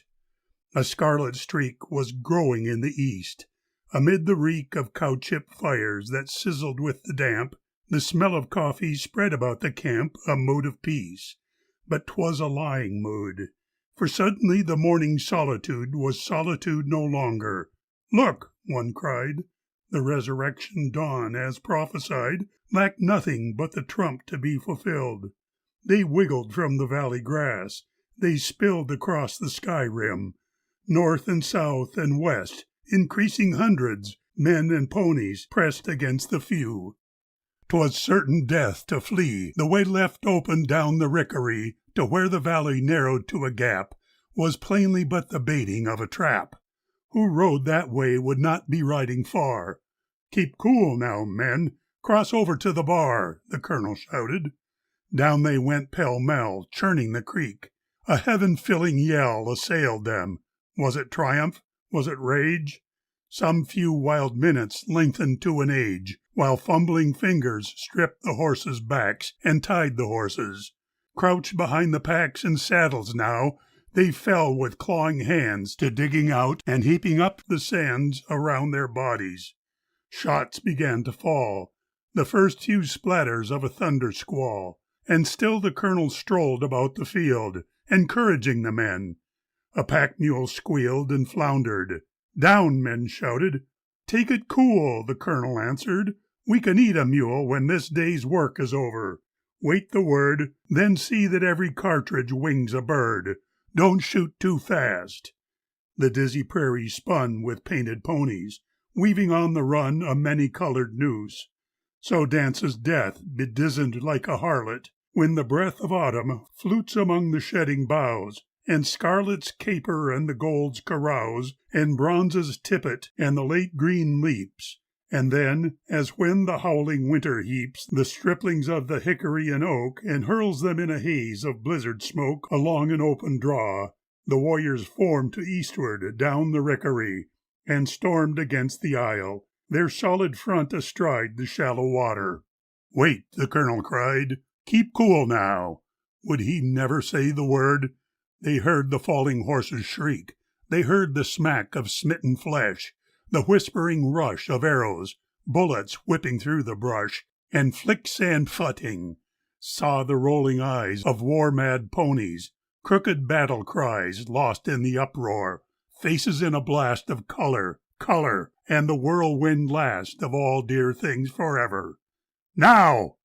The fear, the fleet sick dream of friendly things endeared dissolved in thunder, and between two breaths men sensed the sudden splendor that is death's, the wild clairvoyant wonder. Shadows screamed before the kicking Spencers, split and screamed about the island in a flame-rent shroud, and momently, with hooves that beat the cloud, winged with the mad momentum of the charge, a war-horse loomed unnaturally large above the burning ring of rifles there, lit, sprawling in the midst, and took the air and vanished. And the storming hoofs roared by, and suddenly the sun, a handbreadth high, was peering through the clinging battle blur. Along the stream, wherever bushes were or clumps of blue joint, lurking rifles played upon the isle. A point-blank enfilade, horse-slaughtering and terrible to stand. And southward there along the rising land, and northward where the valley was a plain, the horsemen galloped, and a pelting rain of arrows fell.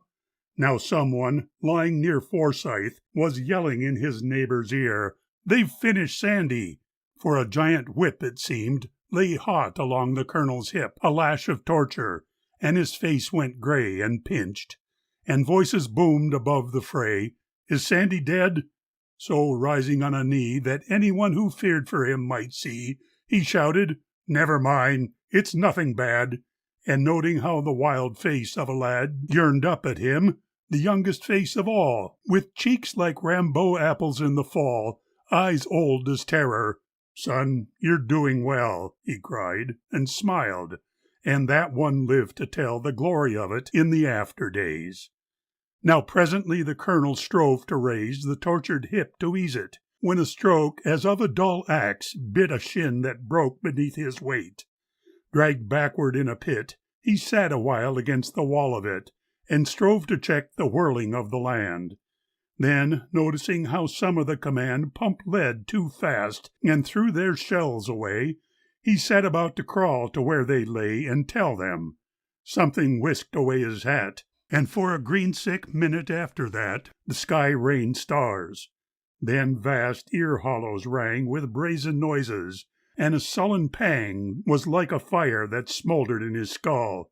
He gazed about him groggily. A lull had fallen on the battle, and he saw how pairs of horsemen galloped down the draw, recovering the wounded and the dead. The snipers on the river banks had fled to safer berths, but mounted hundreds still swarmed yonder on the flat and on the hill, and long-range arrows fell among the men. The island had become a slaughter-pen. Of all the mules and horses, one alone still stood. He wobbled with a gurgling moan, legs wide, his drooping muzzle dripping blood, and some still wallowed in a scarlet mud and strove to rise, with threshing feet aloft. But most lay still, as when the spring is soft, and work teams share the idleness of cows on Sunday, and a glutted horse may drowse, loose-necked, forgetting how the plowshare drags. Bill Wilson yonder lay like bundled rags, and so did Chalmers. Farley over there, with one arm limp, was taking special care to make the other do. It did, no doubt. And Morton yonder, with an eye shot out, was firing slowly, but his gun barrel shook. And Moores, the surgeon, with a sightless look of mingled expectation and surprise, got a bullet just above the eyes, but death was busy and neglected him. Now all the while beneath the low hill rim to southward, where a sunning slope arose to look upon the slaughter, Roman Nose was sitting, naked of his battle gear. In vain his chestnut stallion, tethered near, had sniffed the battle, whinnying to go where horses cried to horses there below, and men to men.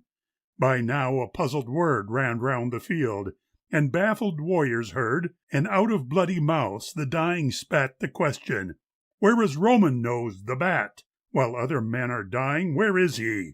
So certain of the mighty rode to see and found him yonder sitting in the sun. They squatted round him silently, and one got courage for a voice at length and said, "Your people there are dying, and the dead are many." But the harrier of men kept silence. And the bold one, speaking then to those about him, said, "You see today the one whom all the warriors would obey, whatever he might wish. His heart is faint. He has not even found the strength to paint his face, you see." The flame of many roofs still smoldered there. The midnight wind of hoofs kept mute. "Our brothers, the Arapahoes," another said, "will tell of Roman Nose. Their squaws will scorn him, and the Sioux will say, he was not like the men we were that day, when all the soldiers died by Pino Ford." They saw him wince, as though the words had gored his vitals. Then he spoke. His voice was low. "My medicine is broken. Long ago one made a bonnet for a mighty man, my father's father, and the good gift ran from sire to son, and we were men of might. For he who wore the bonnet in a fight could look on death, and death would fear him much, so long as he would let no metal touch the food he ate. But I have been a fool. A woman lifted with an iron tool the bread I ate this morning. What you say is good to hear." He cast his robe away, got up, and took the bonnet from its case and donned it, put the death paint on his face and mounted, saying, "Now I go to die." Thereat he lifted up a bull-lunged cry that clamored far among the hills around, and dying men took courage at the sound and muttered, "He is coming." Now it fell that those upon the island heard a yell and looked about to see from whence it grew. They saw a war-horse hurtled from the blue, a big-boned chestnut, clean and long of limb, that did not dwarf the warriors striding him, so big the man was. Naked as the day, the neighbor sought his mother's lodge to say, "This child shall be a trouble to his foes." Save for a gorgeous bonnet, Roman nose came singing on the run. And as he came, mad hundreds hailed him, booming like a flame that rages over slough grass, pony tall. They formed behind him in a solid wall, and halted at the lifting of his hand. The troopers heard him bellow some command. They saw him wheel and wave his rifle high, and distant hills were peopled with the cry he flung at death, that mighty men of old, long dead, might hear the coming of the bold, and know the land still nursed the ancient breed. Then, followed by a thundering stampede, he charged the island where the rifles brawled, and some who galloped nearest him recalled in after days what some may choose to doubt, how suddenly the hubbub went out in silence, and a wild white brilliance broke about him, and the cloud of battle smoke was thronged with faces not of living men. Then terribly the battle roared again, and those who tell it saw him reel and sag against the stallion, like an empty bag, then slip beneath the mill of pony hoofs. So Romanos, the flame of many roofs, flared out, and round the island swept the foe, wrath-howling breakers with an undertow of pain that wailed and murmuring dismay. Now Beecher, with the limp he got that day at Gettysburg, rose feebly from his place, unearthly moon dawn breaking on his face, and staggered over to the colonel's pit, half crawling and half falling into it. "I think I have a fatal wound," he said, and from his mouth the hard words bubbled red in witness of the sort of hurt he had.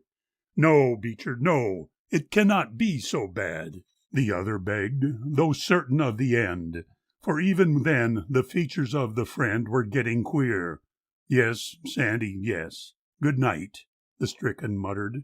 Whereupon the fight no longer roared for him, but one who grieved and fought thereby could hear the rent chest heaved with struggling breath that couldn't leave the man. And by the whirling host began to scatter, most withdrawing out of range. Astonished at the suddenness of change from dawn to noon, the trooper saw the sun. To eastward yonder women had begun to glean the fallen, wailing as they piled the broken loves of mother, maid, and child on pony drags, remembering their wont of heaping thus the harvest of the hunt. To fill the kettles these had sat around. Forsyth now strove to view the battleground, but could not for the tortured hip and limb, and so they passed a blanket under him, and 4 men heaved the corners. Then he saw. "Well, Grover, have they any other cards to draw, or have they played the pack?" he asked the scout. And that one took a plug of chewing out and gnawed a while, then spat and said, "Dunno. I've fit with Injuns 30 year or so, and never seen the like of this till now. We made a lot of good ones anyhow, whatever else." Just then it came to pass some rifles, hidden yonder in the grass, took up the sentence with a snarling rip that made men duck. One let his corner slip. The colonel tumbled, and the splintered shin went crooked, and the bone broke through the skin. But what he said his angel didn't write. 'Twas plain the foe had wearied of the fight, though scores of wary warriors kept the field and circled, watching for a head revealed above the slaughtered horses. Afternoon waned slowly, and a wind began to croon like memory. The sapling cottonwood responded with a voice of widowhood. The melancholy heavens wove a pall. Night hid the valley. Rain began to fall. How good is rain when from a sunlit scarp of heaven falls a silver Titan's harp for winds to play on, and the new green swirls beneath the dancing feet of April girls, and thunderclaps applaud the meadowlark. How dear to be remembered, rainy dark, when youth and wonder snuggle safe abed and hear creation bustling overhead, with fitful hushes when the eve drip drops, and everything about the whole house stops to hear what now the buds and grass may think. Night swept the island with a brush of ink. They heard the endless drizzle sigh and pass, and whisper to the bushes and the grass, "Shh, shh." for men were dying in the rain. And there was that low singing that is pain, and curses muttered, lest a stout heart break. As one who lies with fever half awake, and sets the vague reel shepherding a drove of errant dreams, the broken colonel strove for order in the nightmare. Willing hands with knife and plate fell digging in the sands, and throwing out a deep surrounding trench. Graves, yawning briefly in the inky drench, were satisfied with something no one saw. Carved horse meat passed around for wolfing raw, and much was cached to save it from the sun. Now when the work about the camp was done, and all the wounds had got rude-handed care, the colonel called the men about him there, and spoke of Wallace 80 miles away, who started yonder might not see the day. Yet two must dare that peril with the tale of urgent need, and if the two should fail, God help the rest. It seemed that everyone who had an arm left fit to raise a gun and legs for swinging leather begged to go. But all agreed with old Pierre Trudeau, the grizzled trapper, when he loud he knowed the prairie like a farmer did a road, and many was the Injun he had fooled. And Stillwell's youth and daring overruled the others. Big he was, and fleet of limb, and for his laughing pluck men honored him, despite that weedy age when boys began to get a little conscious of the chin, and jokers dubbed them whiskers for the lack. These two were swallowed in the soppy black, and wearily the sodden night dragged by. At last the chill rain ceased. A dirty sky leaked morning. Culver, Farley, Day, and Smith had found a comrade to adventure with and come upon the country that is kind. But Moores was slow in making up his mind to venture, though with any breath he might. Stark to the drab indecency of light, the tumbled heaps that once were horses lay with naked ribs and haunches lopped away. Good friends at need, with all their fleetness gone. Like wolves that smell a feast, the foe came on, a skulking pack. They met a gust of lead that flung them, with their wounded and their dead, back to the spying summits of the hills, content to let the enemy that kills without a wound complete the task begun. Dawn cleared the sky, and all day long the sun shone hotly through a lens of amethyst, like some incorrigible optimist who overworks the sympathetic role. All day the troopers sweltered in the bowl of sopping sand, and wonder if the two were dead by now, or had they gotten through. And if they hadn't, what about the meat?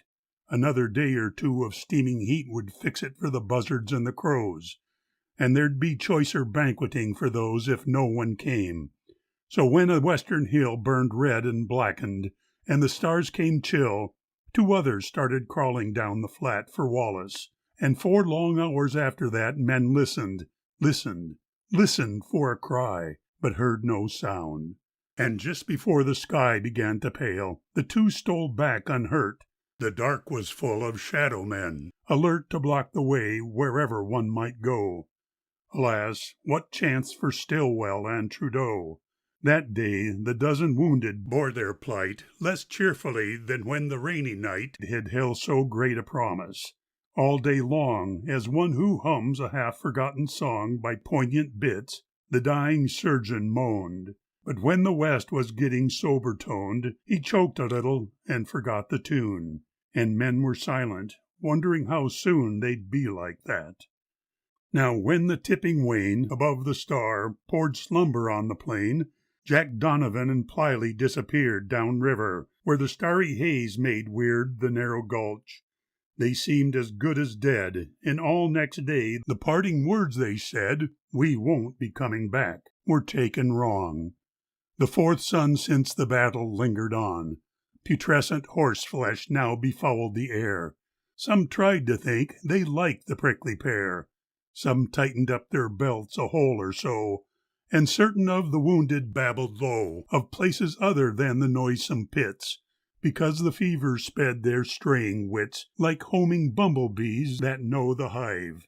That day the colonel found his leg alive with life that wasn't his. The 5th sun crept. The evening dawdled. Morning overslept. It seemed the dark would never go away. The coyotes filled it with a roundelay of toothsome horses smelling to the sky. But somehow morning happened by and by. All day the colonel scanned the prairie rims, and found it hard to keep away the whims that dogged him. Often, wide awake, he dreamed. The more he thought of it, the more it seemed that all should die of hunger wasn't fair. And so he called the sound men round him there, and spoke of Wallace and the chance they stood to make their way to safety, if they would. As for himself and other cripples, well, they'd take a chance, and if the worst befell, were soldiers. There was silence for a space, while each man slyly sought his neighbor's face to see what better thing a hope might kill. Then there was one who growled, "The hell we will! We've fought together, and we'll die so too." One might have thought relief had come in view to hear the shout that rose. The slow sun sank, the empty prairie gloomed, the horses stank, the coyotes sang, the starry dark was cold. That night the prowling wolves grew overbold, and one was cooking when the sun came up. It gave the sick a little broth to sup, and for the rest they joked and made it do. And all day long the cruising buzzards flew above the island, eager to descend, while, raucously prophetic of the end, the crows wheeled round it hungrily to pry, and mounted warriors loomed against the sky to peer and vanish. Darkness fell at last, but when the daylight came and when it passed the colonel scarcely knew, for things got mixed. The moment was forever, strangely fixed, and never in a moment. Still he kept one certain purpose, even when he slept, to cheer the men by seeming undismayed. But when the 8th dawn came, he grew afraid of his own weakness. Stubbornly he sat, his tortured face half hidden by his hat, and feigned to read a novel one had found among the baggage. But the print went round, and would not talk however it was turned. At last the morning of the 9th day burned.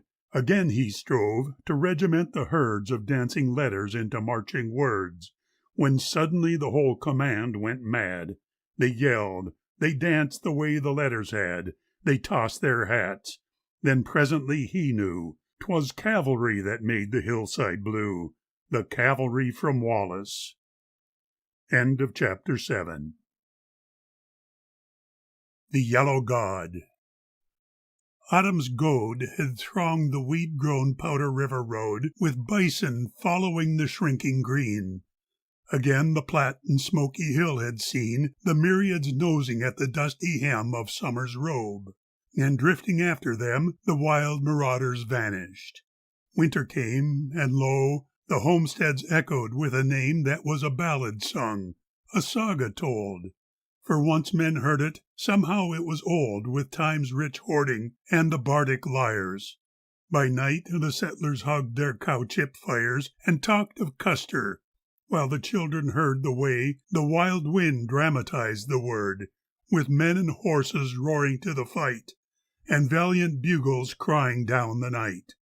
Far blown from Cedar Creek or Fisher's Hill, and in their sleep they saw him riding still, a part of all things wonderful and past, his bright hair streaming in the battle blast above the surf of sabres. Roofs of shale and soddy walls seemed safer for the tale, the prairie kinder for that name of awe. For now the battle of the Washita was fought at every hearthstone in the land. 'Twas song to talk of Custer and his band. The blizzard dawn, the march from Camp Supply, blind daring with the compass for an eye to pierce the writhing haze, the icy fords, the freezing sleeps, the finding of the hordes that deem the bitter weather and the snows their safety. Kiowas, Arapahoes, Cheyennes, Comanches, miles of river flat, one village, Custer crouching like a cat among the drifts. The numbing lapse of night, the brass band blaring in the first wan light, the cheers, the neighing, and the wild swoop down to widow-making in a panicked town of widow-makers. Oh, 'twas song to say how old Black Kettle paid his life that day for bloody dawns of terror. Lyric words dwelt long upon his slaughtered pony herds, his lodges burning for the roofs that blazed that dreadful year. Rejoicing Kansas raised her eyes beyond the days of her defeat, and saw her hills made mighty with the wheat, the tasseled corn ranks marching on the plain, the wonder working of the sun and rain, and faith and labor, plenty out of dearth, man's mystic marriage with the virgin earth, a hard-won bride. And April came anew, but there were those, and they were human too, for whom the memory of other springs sought vainly in the growing dusk of things the ancient joy. Along the smoky hill, the might they could no longer hope to kill brawled west again, where maniacs of toil were chaining down the violated soil, and plows went wiving in the bison range, an alien childed mother growing strange with younger loves. May deepened in the sloughs, when down the prairie swept the wonder news of what had happened at the Great Salt Lake, and how at last the crawling iron snake along the Platte had lengthened to the sea, so shadows of a thing that was to be grew darker in the land. 4 years went by, and still the solemn music of a lie kept peace in all the country of the Sioux. Unharried yonder, still the bison knew the meadows of Absaroka, and throve. But now no more the hoary herdsman drove his countless cattle past the great Platte road. Still honoring the treaty, water flowed and grass grew, faithful to the plighted word. Then yonder on the Yellowstone was heard the clank of sabers, and the red men saw how Yellowhair, the wolf of Washita, went spying with his pack along the stream, while others, bitten with a crazy dream, were driving stakes and peeping up the flat. Just so it was that summer on the Platte, before the evil came, and devil boats came up with stinking thunder in their throats to scare the elk and make the bison shy. So there was fighting yonder where the lie was singing flat, though nothing came of it. And once again the stunted oaks were lit, and down across the prairie howled the cold, and spring came back, exactly as of old, to resurrect the waters and the grass. The summer deepened peacefully. Alas, the last of happy summers, cherished long, as sorrow hoards the wreckage of a song, whose wounding lilt is dearer for the wound. The children laughed. Contented mothers crooned about their lodges. Nothing was afraid. The warriors talked of hunting in the shade, or romped with crowing babies on their backs. The meat was plenty on the drying racks. The luscious valleys made the ponies glad, and travelers knew nothing that was bad to tell any village they had known. No white men yonder on the Yellowstone, nor any sign of trouble anywhere. Then, once again, the name of Yellowhair was heard with dread, for summer, turning brown, beheld him lead 1,000 horsemen down to pierce the hills where Inyankara towers. Brawl southward through that paradise of flowers and deer and singing streams to Frenchman Creek. Beheld him even climbing Harney Peak to spy the land, as who should say him no? Had grasses failed? Had waters ceased to flow? Were pledges wind? Now scarce the sloughs were sere when Custer, crying in the wide world's ear what every need and greed could understand, made all men see the Black Hills wonderland where fortune waited, ready with a bow. What fertile valleys pining for the plow! What lofty forests given to the birds! What luscious cattle pastures to the herds of elk and deer! What flower-enchanted parks, now lonely with the quails and meadowlarks, awaited men beneath the shielding peaks! And in the creeks, in all the crystal creeks, the blessed creeks, oh, wonder to behold, free gold, the god of rabbles, holy gold, and gold in plenty from the grass roots down. The Black Hills country, heard in every town, that incantation of a wizard horn wrought madness. Farmers caught it in the corn to shuck no more. No glory of the sward outdazzled yonder epiphonic lord, the only revelation that was sure. And through the cities went the singing lure, where drearily the human welters squirms, like worms that lick the slime of other worms, that all may flourish. Squalor saw the gleam, and paupers mounted in a splendid dream the backs of luckless men. For now the weak inherited the earth, the fat, the sleek, envisaged that apocalypse, and saw obesity to put the cringe of awe in knees of leanness. Sell the family cow, go pawn the homestead, life was knocking now. There might not ever be another knock. Bring forth the hoarding of the hidden sock, pour coppers from the dear dead eyes of joy. Go seek the God that weighs the soul by Troy. Be saved, and let the devil take the rest. The West, the golden West, the siren West.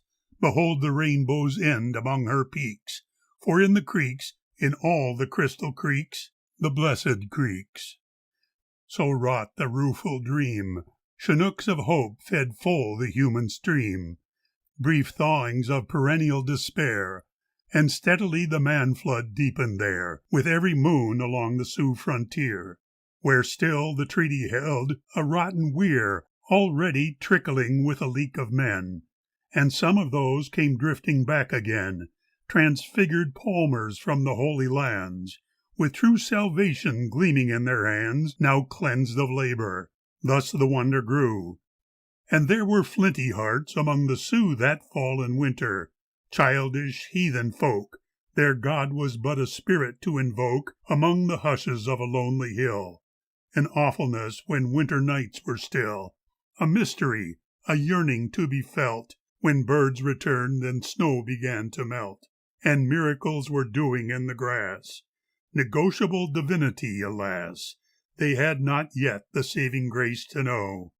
Nor did the hard hearts soften with the snow, when from the high gray wilderness of rain, Johannine voices of the goose and crane foretold the coming of a world enthralled, for still among the teeming border brawled the ever-growing menace.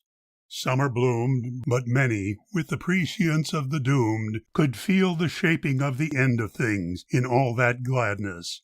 How the robin sings the sweeter in the ghastly calm that aches with beauty lost, before the cyclone breaks, and helpless watchers feel it as a pang, because of all the times the robin sang, scarce noted in the melody of then. About the lodges gray and toothless men bemoan the larger time when life was good. Hey, hey, what warriors then, what hardihood, what terror of the Sioux among their foes, what giants, gone alas, these many snows, and they who knew so near their taking off. Now beggars at the great white father's trough forgot the bow and waited to be swilled. The woman-hearted God the white man killed bewitched the people more with every moon. The buffalo would join the fathers soon. The world was withered like a man grown old. A few more grasses, and the Sioux would hold a little paper, dirtied with a lie, for all that used to be. 'Twas time to die. Hey, hey, the braver days when life was new. But there were strong hearts yet among the Sioux, despite the mumbling of the withered gums. That summer young men chanted to the drums of mighty deeds, and many went that fall where Crazy Horse and Sitting Bull and Gall were shepherding their people on the tongue and powder yet, as when the world was young, contemptuous of alien ways and gods. Now when the candles of the goldenrods were guttering about the summer's beer, and unforgetting days were hushed to hear some rumor of a lone belated bird, it came to pass, the great white father's word assembled many on the white to meet the long-knifed chieftains. Bitter words and sweet grew rankly there, and stubbornly the wills of children met the hagglers for the hills, the lust for gold begetting lust for gold. The young moon grew and withered and was old, and still the latest word was like the first. Then talking ended, and the man-dam burst, to loose the living flood upon the west. All winter long it deepened, and the crest came booming with the February thaw. The torrent setting in through Omaha ground many a grist of greed, and loud Cheyenne became a tail race running mules and men hell-bent for El Dorado. Yankton vied with Sydney in the combing of the tide for costly wreckage. Giddily it swirled where Custer City shouted to the world, and Deadwood was a howl, and Nigger Hill a cry from Pisgah. Unabated still, innumerable distant freshets flowed. The Bison Trail became a rutted road, and prairie schooners cruised the rolling spring. In labor with the monstrous farrowing, the river packets grunted, and the plains were startled at the spawning of the trains along the Platte. So, bitten by the imp of much for naught, the gambler and the pimp, the hero and the coward and the fool, the pious reader of the Golden Rule by decimals, the dandy and the gawk, the human eagle and the wingless hawk alert for prey, the graybeard and the lad, the murderer, the errant Galahad, mistaken in the color of the gleam. All dreamers of the old pathetic dream, pursued what no pursuing overtakes. End of chapter 8. The Village of Crazy Horse. Meanwhile, among the Powder River breaks, where cottonwoods and plums and stunted oaks made snug his village of 100 smokes, young Crazy Horse was waiting for the spring. Well found his people were in everything that makes a winter good. But more than food and shelter from the hostile solitude sustained them yonder when the sun fled far and rustling ghost lights capered round the star, and moons were icy and the blue snow whined. Or when for days the world went blizzard blind and devils of the north came howling down. For something holy moved about the town with Crazy Horse. No chieftainship had run, long cherished in the blood of sire and son, to clothe him with the might he wielded then.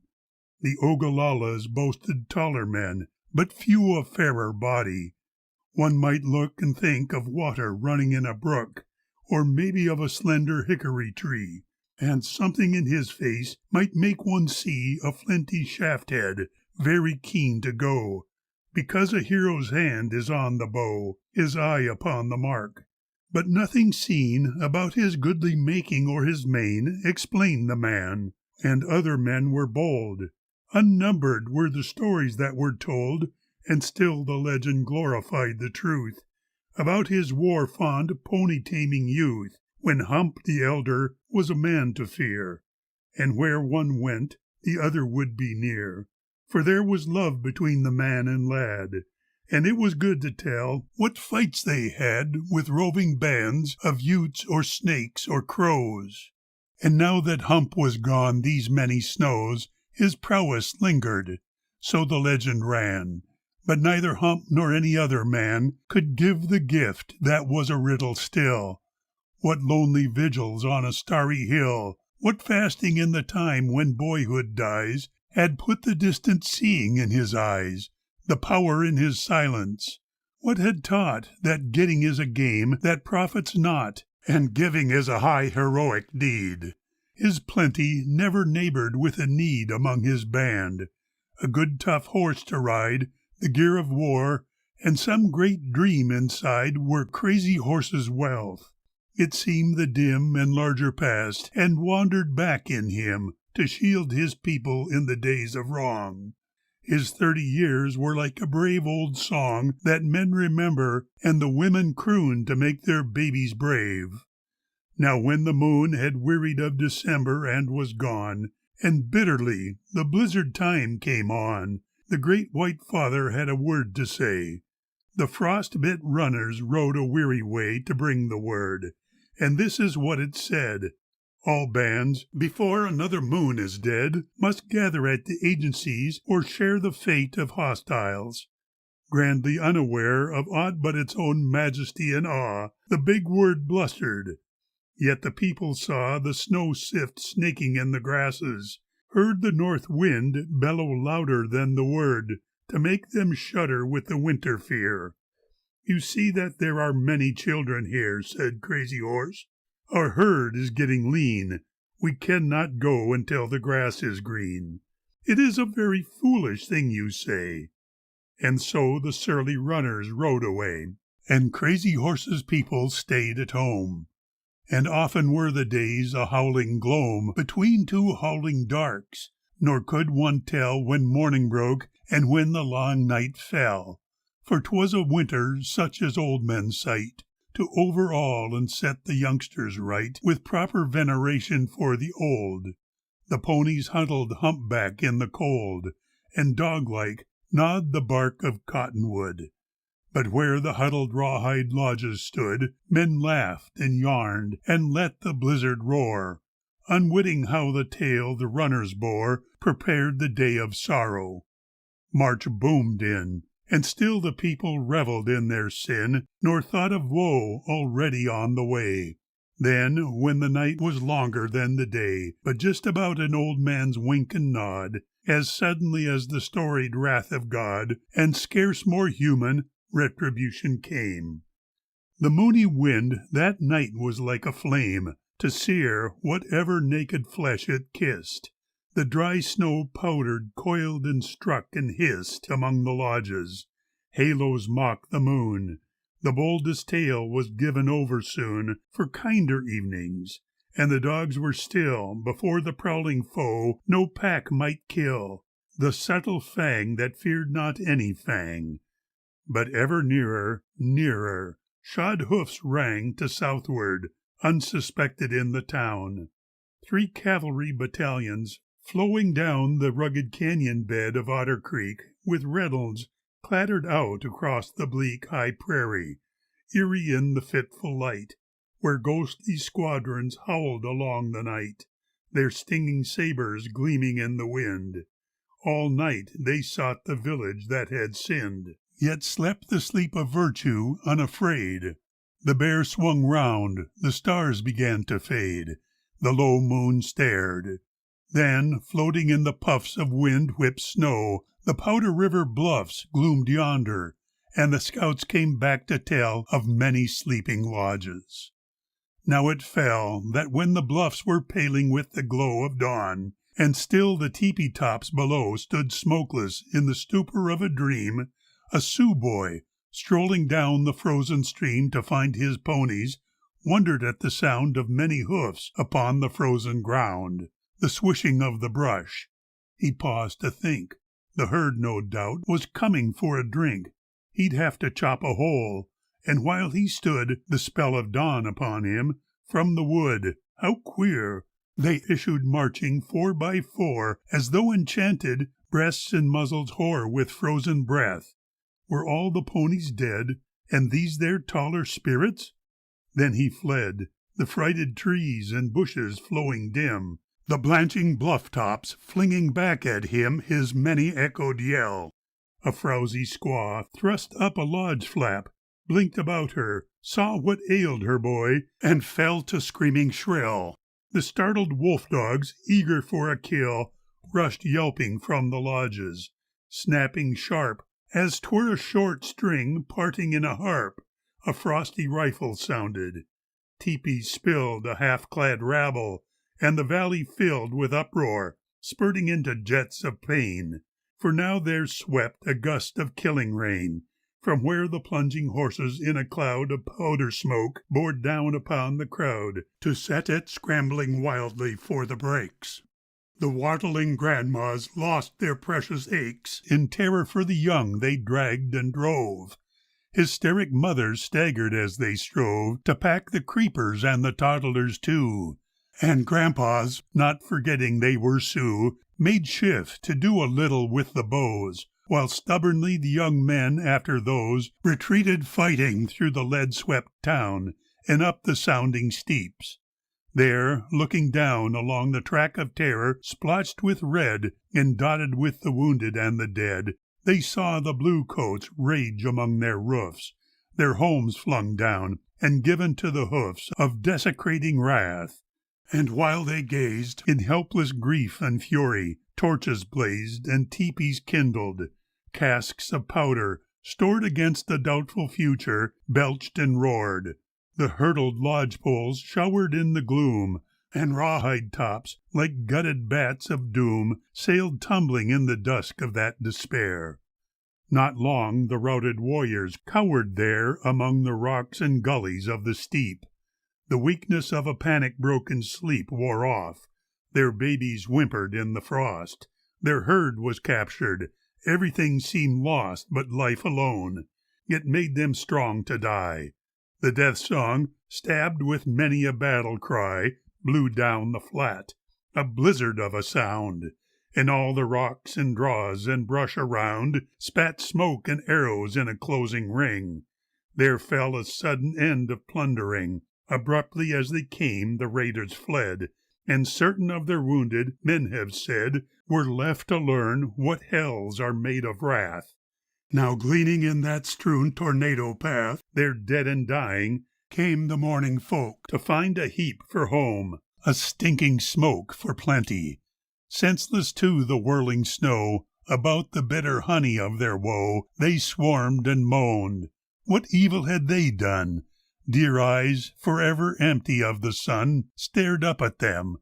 These little faces, old with pain, and pinched with more than winter cold, why should they never seek the breast again? A keening such as wakes the wolf in men outwailed the wind.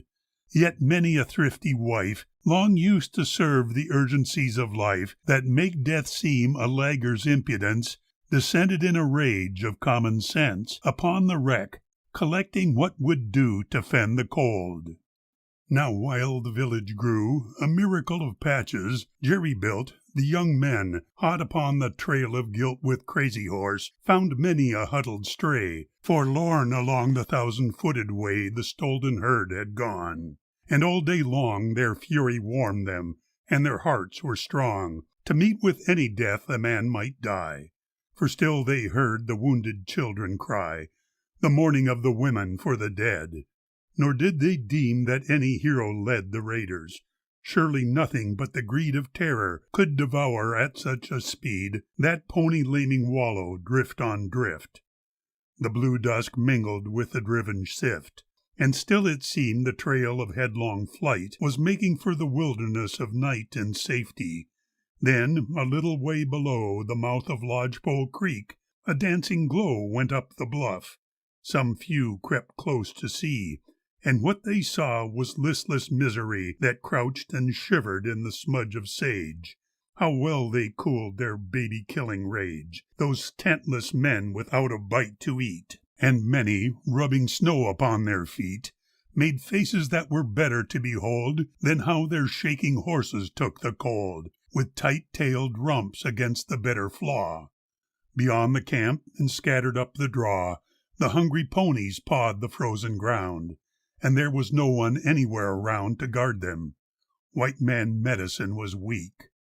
Now all the young men, hearing, burned to wreak their hate upon the foe. A wiser will restrained them. Wait a better time to kill, said Crazy Horse. Our lives are few to give, and theirs are many. Can our people live without the herd? We must not die today. The time will come when I will lead the way where many die. Like hungry wolves that prowl, the melancholy marches of the owl, where cows and calves are grazing unafraid, the pony stalkers went. A stallion neighed, ears pricked to question what the dusk might bring.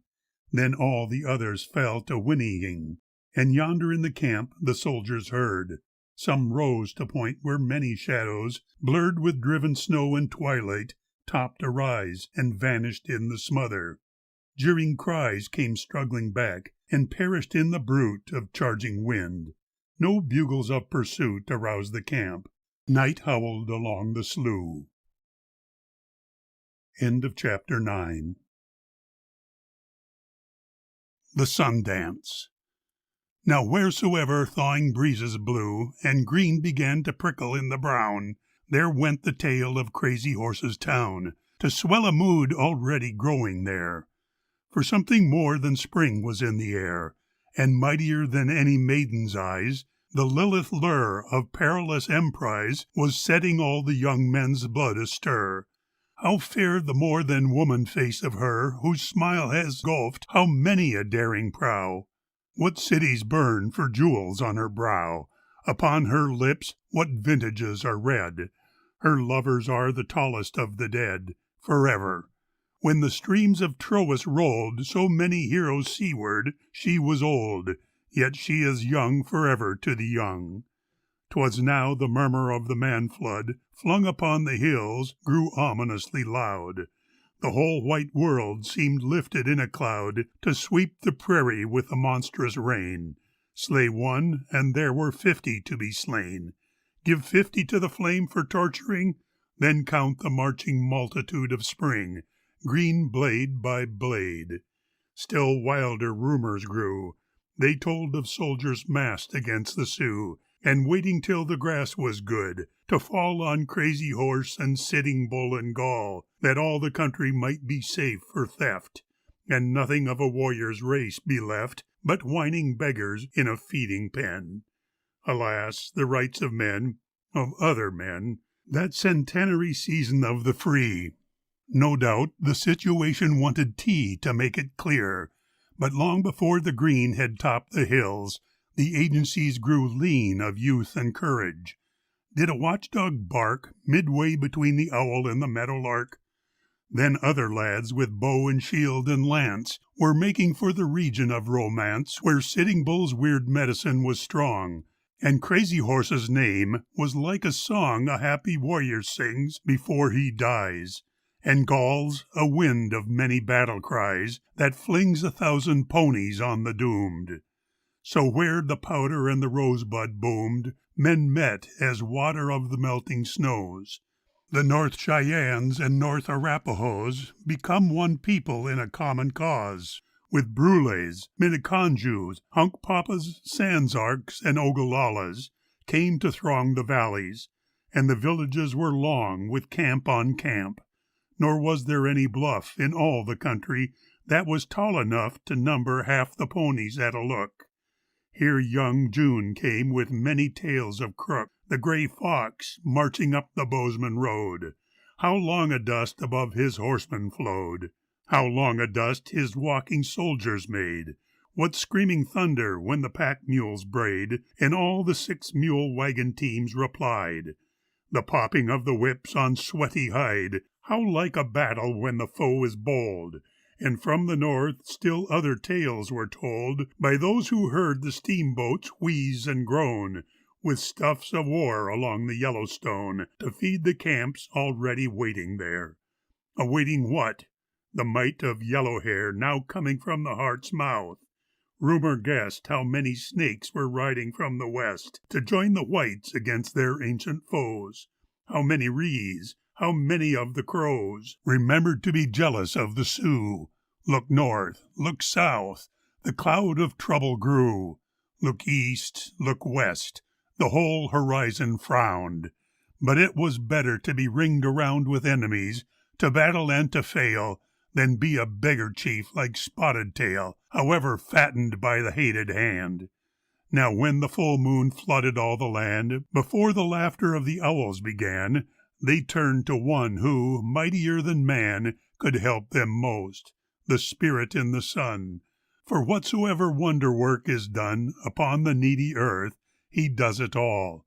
For him the whole world sickens in the fall, when streams cease singing and the skies go gray, and trees and bushes weep their leaves away in hopeless hushes empty of the bird, and all day long and all night long are heard the high geese wailing after their desire. But even so, his saving gift of fire is given unto miserable men, until they see him face to face again, and all his magic happen, none knows how. It was the time when he is strongest now, and so a holy man whose heart was good went forth to find the sacred cottonwood, beloved of the spirit. Straight and high, a thing of worship yearning for the sky, it flourished, sunning in a lonely draw. And there none heard the holy man, nor saw what rites were done, save only one who knows from whence the new moon comes and whither goes the old, and what the stars do all day long. Thereafter came the people with a song, the men, the boys, the mothers and the maids, all posy crowns and blossom-woven braids, as though a blooming meadow came to see. And fruitful women danced about the tree to make the spirit glad. For, having known the laughter of the children of their own, some goodness of the earth, the giving one, was in them, and was pleasing to the sun, the prairie-loving nourisher of seed. A warrior who had done the bravest deed, yet dared that year by any of the Sioux, now struck the trunk as one who counts a coup upon a dreaded foe, and prairie gifts he gave among the poor, for nothing lifts the heart like giving. Let the coward save, big hoard and little heart, but still the brave have more with nothing. Singing virgins came, whose eyes had never learned to droop with shame, nor was there any present, man or youth, could say them aught of ill and say the truth.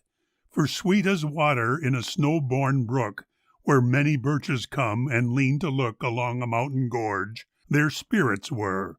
And each one took the axe they gave to her, and smote the tree with many a lusty stroke.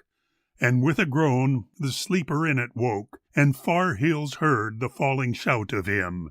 Still rang the axes, cleaving twig and limb along the tapered beauty of the bole, till naked to the light the sacred pole lay waiting for the bearers. They who bore were chieftains, and their fathers were before, and all of them had fasted as they should, yet none dared touch the consecrated wood with naked fingers, out of pious fear. And once for every season of the year they paused along the way, remembering with thanks alike the autumn and the spring, the winter and the summer. Then it fell that many warriors, lifting up a yell that set their ponies plunging, thundered down across the center of the circled town, where presently the holy tree should stand. For whosoever first of all the band could strike the sacred spot with bow or spear might gallop deep among the dead that year, yet be of those whom busy death forgot. And sweaty battle raged about the spot, where screaming ponies, rearing to the thrust of screaming ponies, clashed amid the dust, and riders wrestled in the hoof-made gloam. So, having safely brought the sun-tree home, the people feasted as for victory. And on the second day they dressed the tree, and planted it with sacred songs and vows, and round it reared a wall of woven boughs that opened to the mystic source of day.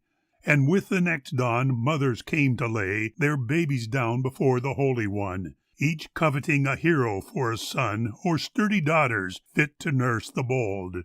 Then when the fourth dawn came, the war drums rolled, and from their lodges, lean and rendered pure with meatless days, those vowing to endure the death in torture to be born again, came naked there before the holy men, who painted them with consecrated paint. And if a knee seemed loosened, it was faint with fast and weary vigil, not with dread. For lo, the multitudinary dead pressed round to see if heroes such as they still walked the earth despite the smaller day when 'twas not half so easy to be brave. Now, prone beneath the pole, as in a grave, without a wince each vower took the blade in chest or back, and through the wound it made, endured the passing of a rawhide thong, swung from the pole's top, raised a battle song to daunt his anguish, staggered to his feet, and, leaning, capered to the war drum's beat, a dizzy rigadoon with agony. So all day long the spirit-haunted tree bore bloody fruitage, groaning to the strain, for with the dropping of the ripe in pain, upon the stem the green in courage grew, and seldom had there fallen on the Sioux so great a wind of ghostly might as then. Boys tripped it, bleeding with the tortured men, the mothers, daughters, sisters, sweetheart, wives of those who suffered, gashed their flesh with knives to share a little of the loved one's pang, and all day long the sunning valley rang with songs of courage, and the mother sod received the red libation, and the God gave power to his people. End of chapter 10. The Seventh Marches.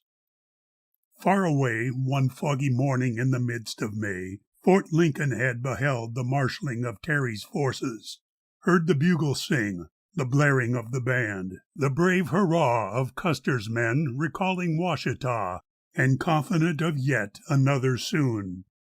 How gallantly in column of platoon, so many doomed and given to the ghost, Before the weeping women of the post they sat their dancing horses on parade. What made the silence suddenly afraid, when with a brazen crash the band went whist, and dimmer in the clinging river mist the line swung westward? Did the re-squaws know, through some wise terror of the ancient foe, to what unearthly land their warriors led the squadrons? Better suited to the dead than to the quick, their chanting of farewell grew eerie in the shadow, rose and fell, the long-drawn yammer of a lonely dog.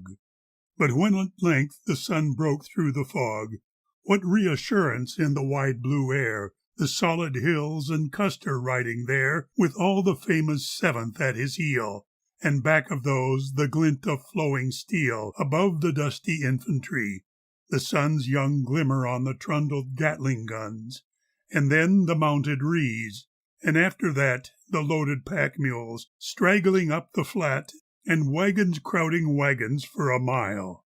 What premonition of the afterwhile could darken eyes that saw such glory pass, when, lilting in a muffled blare of brass, off yonder near the sundering prairie rim, the girl I left behind me floated dim, as from the unrecoverable years?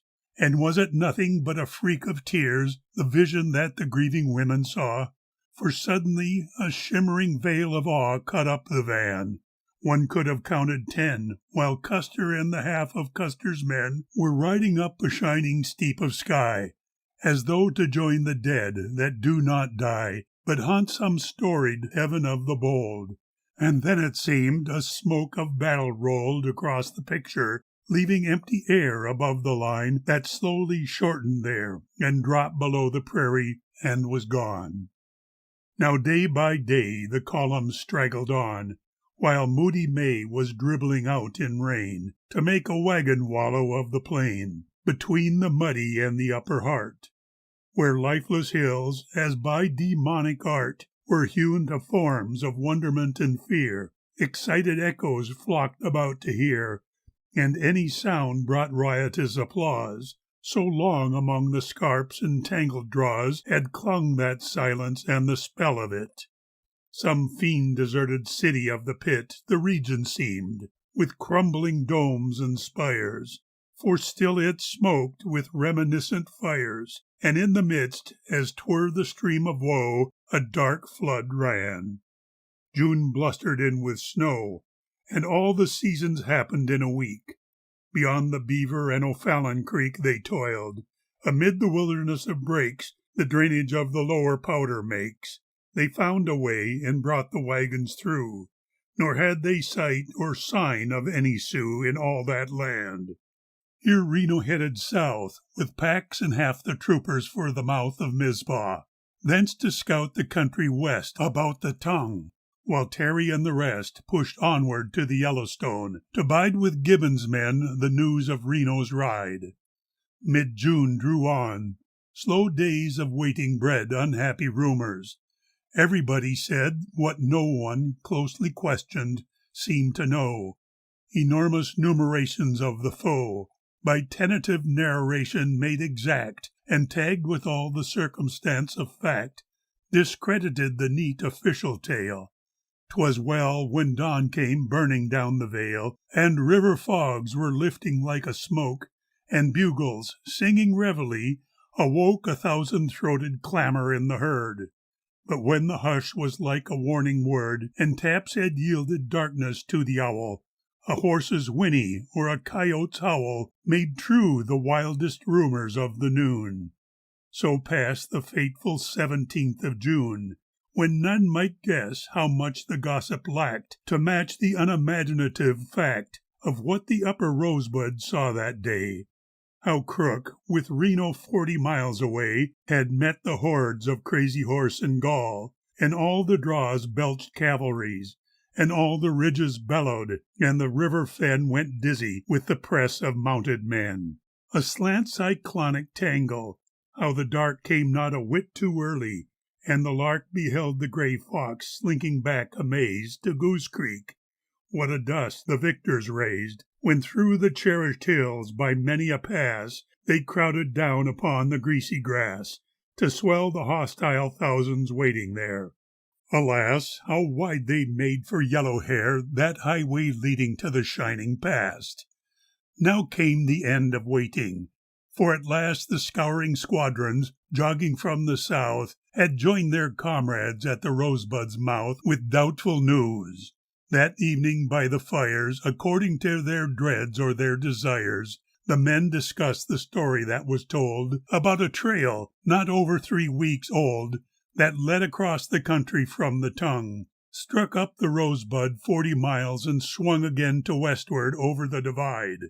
Some said, "We'll find blue sky the other side, then back to Lincoln soon." But more agreed 'twould not be so with Custer in the lead. He'll eat his horses when the hardtack's gone, till every man's afoot. And thereupon scarred veterans remembered other days with Custer, thirsty marches in the blaze of Texas suns, with stringy mule to chew, and times when splinters of the North Pole blew across the lofty Colorado plains, and muddy going in the sullen rains of Kansas Springs, when verily you felt your backbone rub the buckle of your belt, because there weren't any mules to spare. Aye, there were tales to make the rookie stare of Custer's daring and of Custer's luck. And some recalled that night before they struck Black Kettle's village. Whew! What a night! A foot of snow and not a pipe alight, and not a fire. You didn't dare to doze, but kept your fingers on your horse's nose, for fear he'd nicker and the chance be lost. And all night long there, starry in the frost, you'd see the steaming colonel striding by, and when the first light broke along the sky, yet not enough to make a saber shine, you should have seen him gallop down the line with hair astream. It warmed your blood to see the way he clapped his hat beneath his knee and yelled, "Come on, go ask him if we came." And so they conjured with a magic name. But wakeful in the darkness after taps, how many saddened, conscious of the lapse of man-denying time. The last owl ceased. A pewee sensed the changing of the east, and fluted shyly, doubtful of the news. A wolf, returning from an all-night cruise among the rabbits, topped a staring rim and vanished. Now the cooks were stirring dim, waist-deep in wood smoke crawling through the damp. The shadow lifted from the snoring camp. The bugle sang. The horses cried, "Ha-ha!" The mule herd raised a woeful fanfarraw to swell the music, singing out of tune. Up came the sun. The 7th marched at noon, 600 strong, by fours and troop by troop, with packs between. They passed the colonel's group by Terry's tent, the Rickarees and Crows astride their shaggy paints and calicoes, the regimental banner and the grays, and after them the sorrels and the bays, the whites, the browns, the piebalds and the blacks. One flesh they seemed with those upon their backs, whose weathered faces, like and fit for bronze, some gleam of unforgotten battle dawns made bright and hard. The music of their going, how good to hear, though mournful beyond knowing. The low-toned chanting of the crows and rees, the guidons whipping in a stiff south breeze, prophetical of thunder-brewing weather, the chiming spurs and bits and crooning leather, the shoe-cocks clinking on the scattered stone, and fusing all, the rolling undertone of hoofs by hundreds rhythmically blent, the diapason of an instrument strung taut for battle music. So they passed, and Custer, waking from a dream at last, with still some glory of it in his eyes, shook hands around and said his last goodbyes, and swung a leg across his dancing bay that champed the snaffle, keen to be away where all the others were. Then Gibbon spoke, jocosely but with something in the joke of its own pleasantry incredulous. "Now don't be greedy, Custer, wait for us." Then Custer laughed and gave the bay his head. "I won't," he cried. Perplexed at what he said, they watched the glad bay smoking up the draw, and heard the lusty welcoming hurrah that swept along the column. When it died, the melancholy pack mules prophesied, and ghost mules answered. End of chapter 11. High Noon on the Little Horn. Now it came to pass that late June morning on the greasy grass, 2 men went fishing, warriors of the Sioux, and lonesome in the silence of the two, a youngster pictured battles on the sand. Once more beneath the valor of his hand, the execrated troopers blotted out became a dust. Then, troubled with a doubt, he ventured, "Uncle, will they find us here, the soldiers?" 'Twas a buzzing in the ear of Red Hawk where he brooded on his cast. "The wind is coming up," he said at last. "The sky grows dusty, then the fish won't bite," said Running Wolf. "There may be rain tonight," said Red Hawk, falling silent. Bravely then the youngster wrought himself a world of men, where nothing waited on a wind of whim, but everything, obedient to him, fell justly. All the white men in the world were huddled there, and round them swirled more warriors than a grown-up might surmise.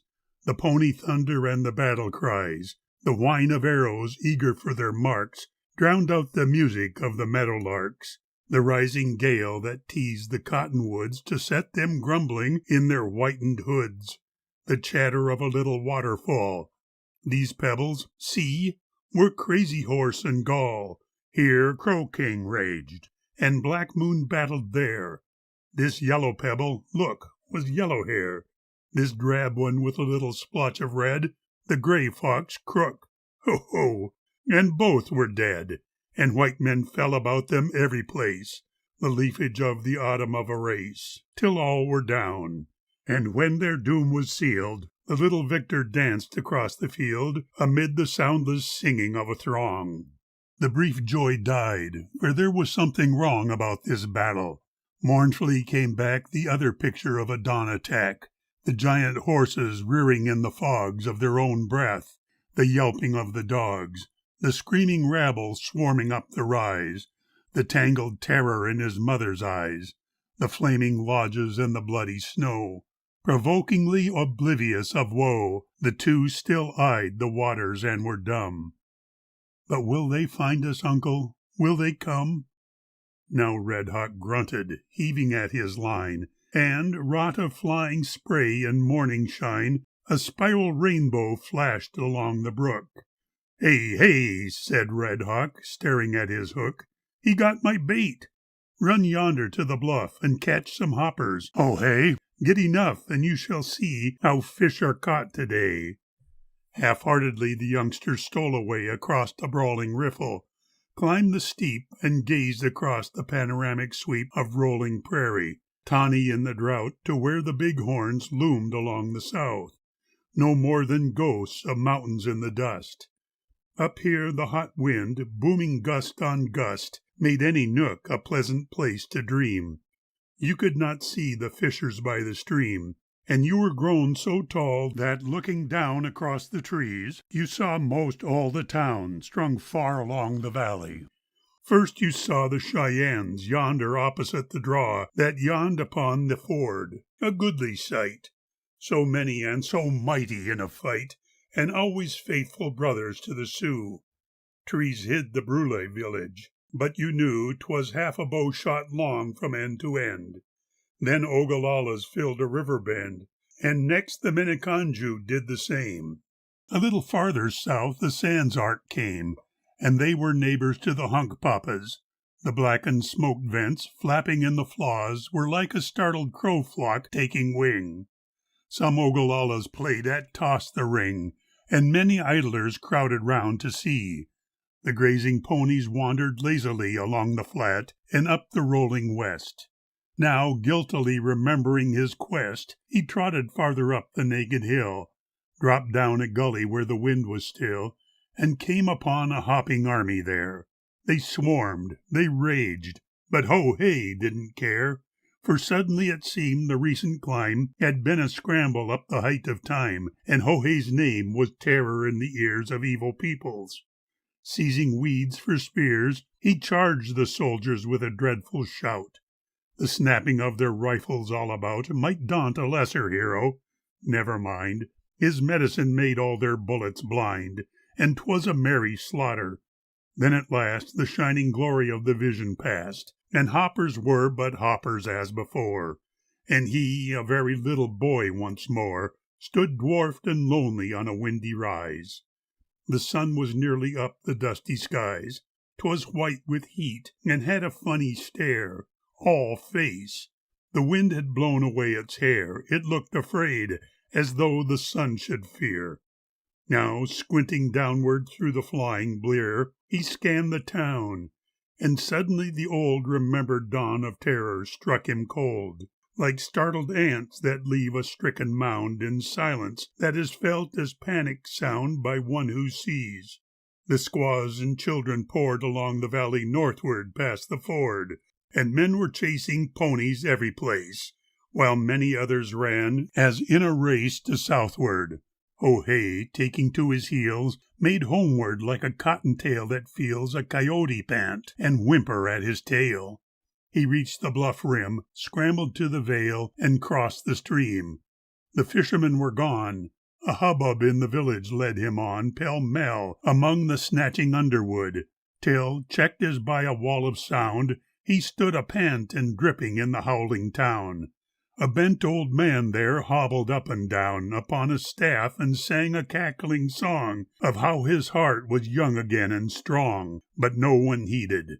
Women ran with guns and bows and war clubs, screaming for their sons and husbands.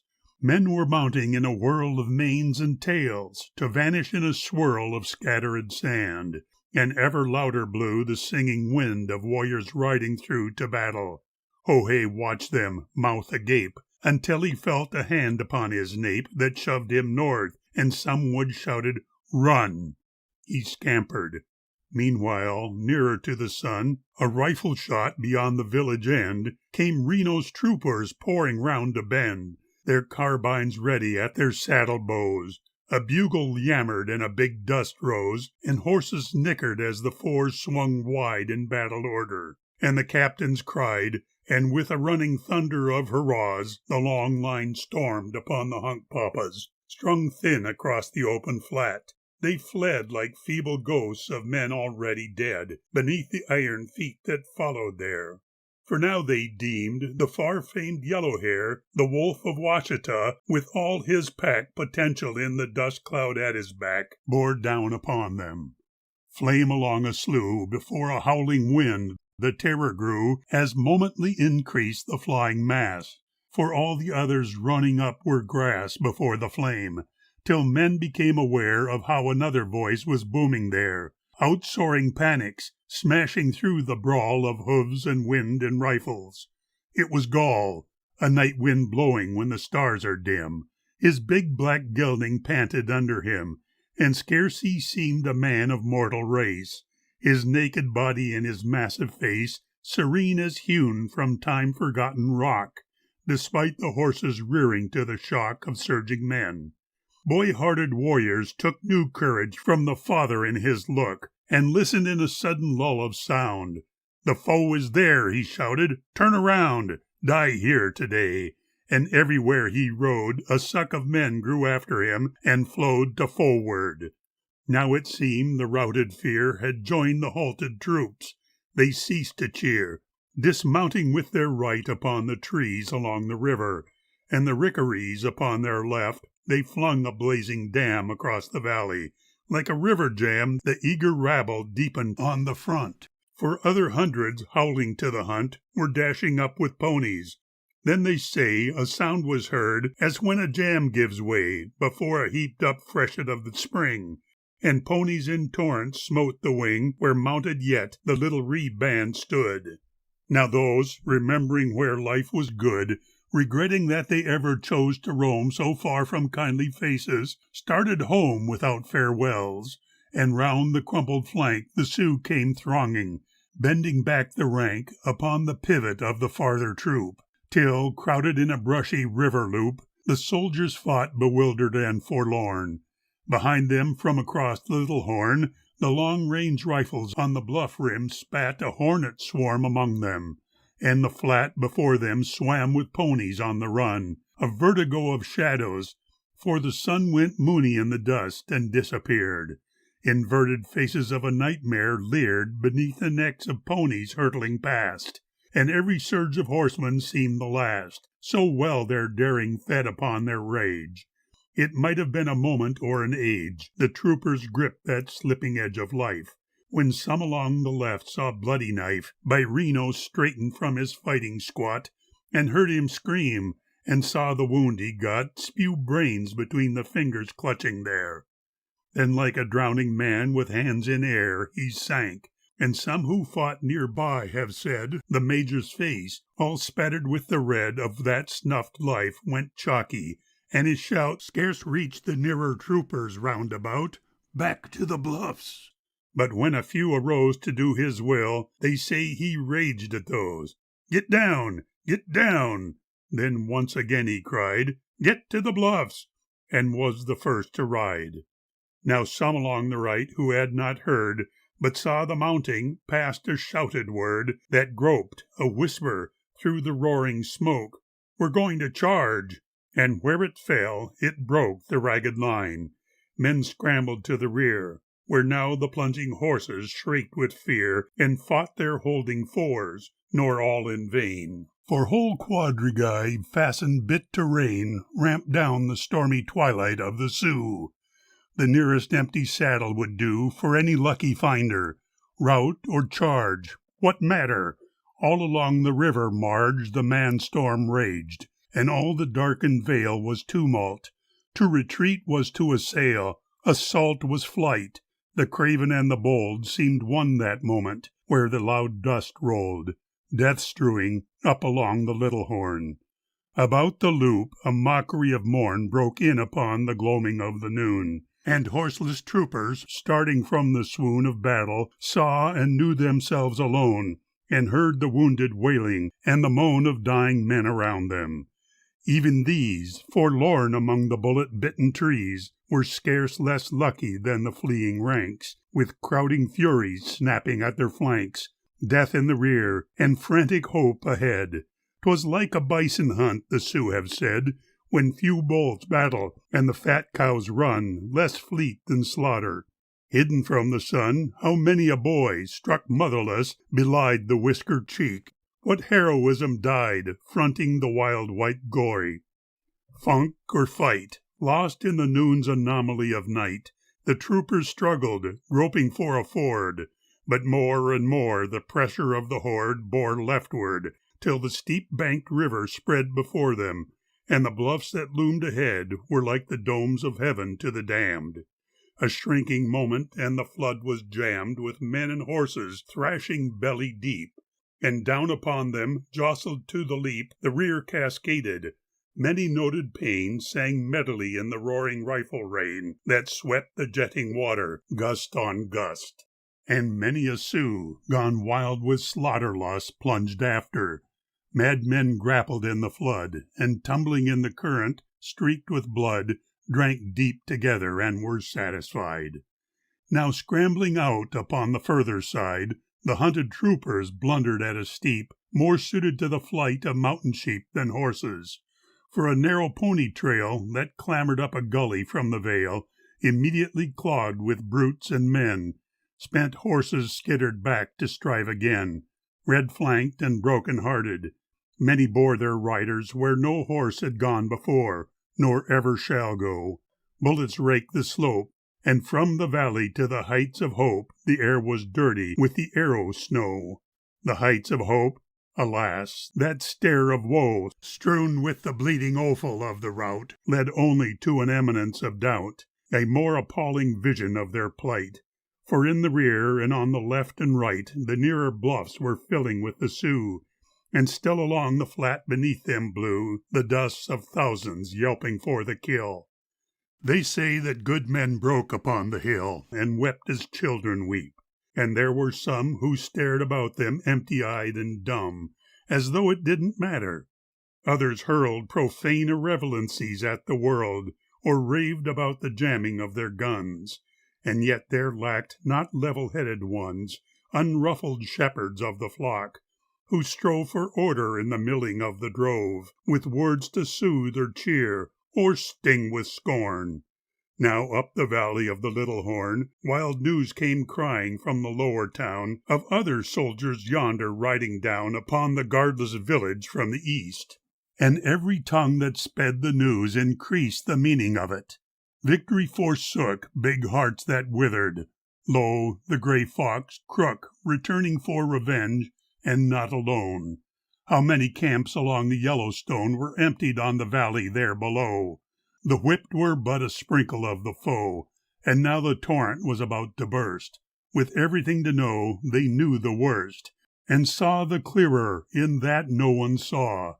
Then broke a flying area of awe across the rabble like a patch of sun upon the troubled corn, when gray clouds run, and in the midst a glowing rift is blown. Pressed back before the plunging, white-faced roan of Crazy Horse, men brightened. How they knew that lean, swift-fighting spirit of the Sioux, the wizard eyes, the haggard face and thin, transfigured by a burning from within, despite the sweat-streaked paint and battle grime. Old men would ponder in the wane of time that lifting vision and alluring cry. There never was a better day to die. Come on, Dakotas, cowards to the rear.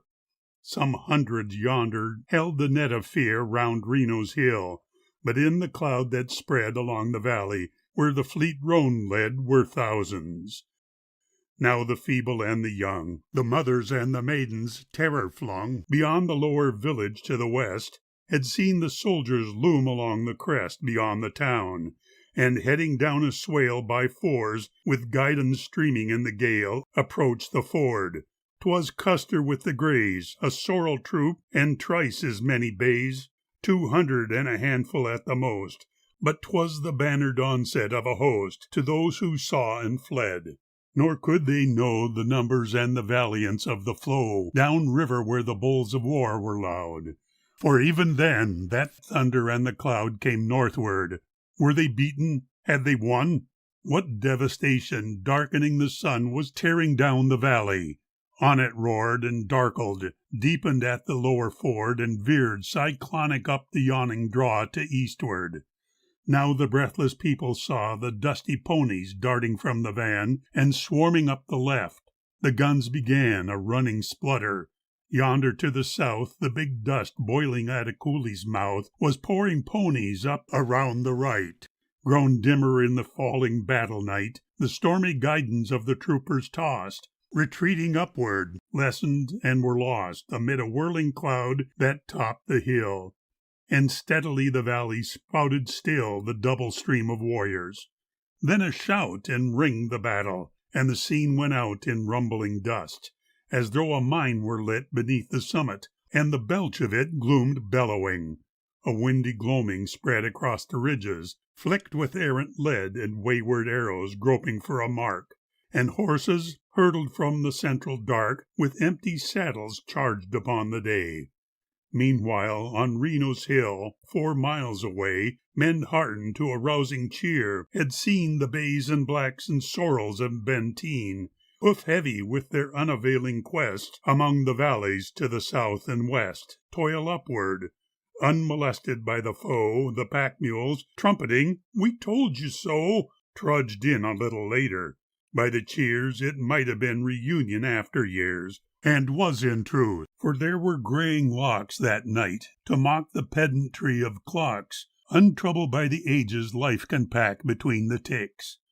The fire had fallen slack upon the watching summits round about, and in a maze of wonderment and doubt men scanned the north that darkled as with war. What was it that the major waited for? He best be doing something pretty quick, or there'd be Custer with a pointed stick to look for him.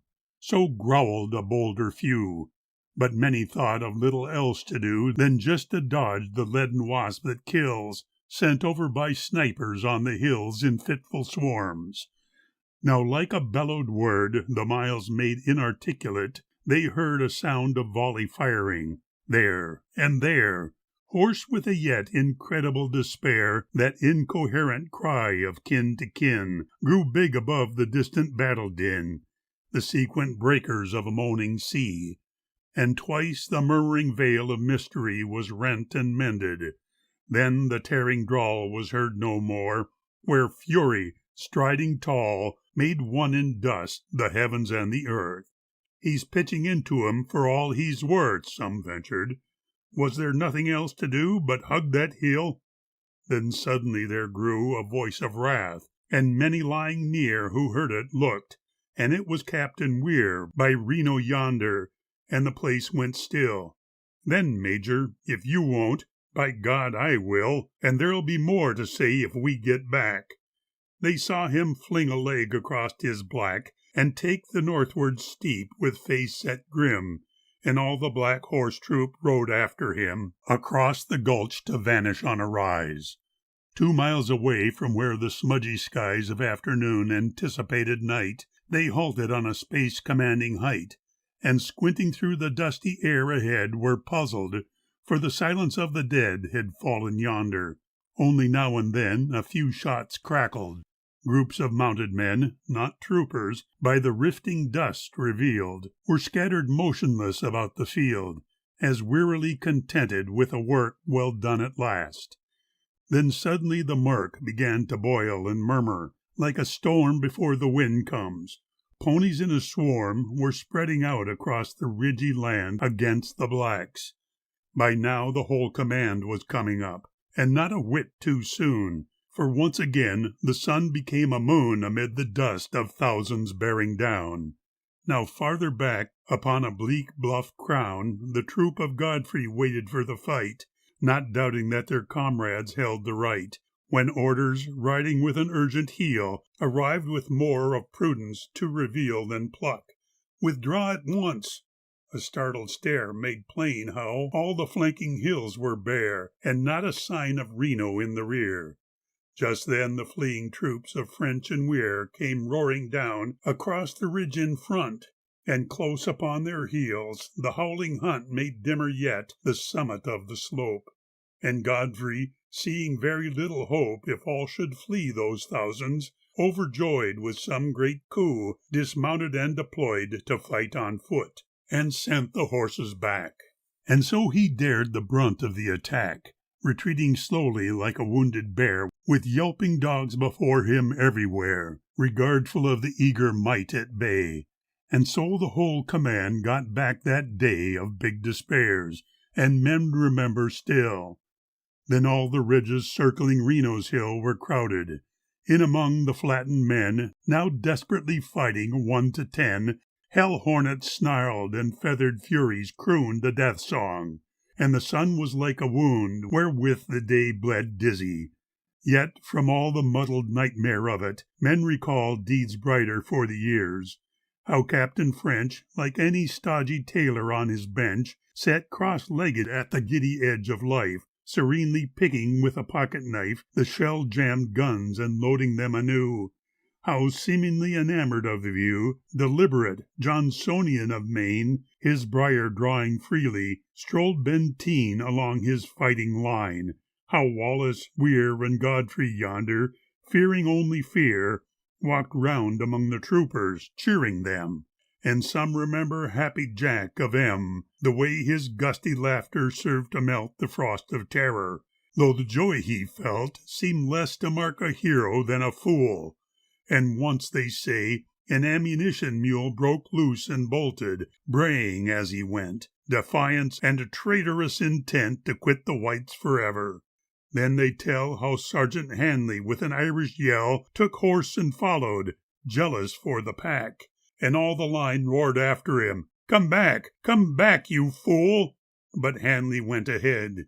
At times you hardly saw him for the lead that whipped the dust up. Blindly resolute, the traitor with the Irish in pursuit struck up along a hostile ridge that burned and smoked and bellowed. Presently he turned and panted home, an image of remorse, and Hanley, leaping from his winded horse, lay down and went to work among the rest. The wounded day bled ashen in the west. The firing dwindled in the dusk and ceased. The frightened stars came peeking from the east to see what anguish moaned. The wind went down, a lull of death.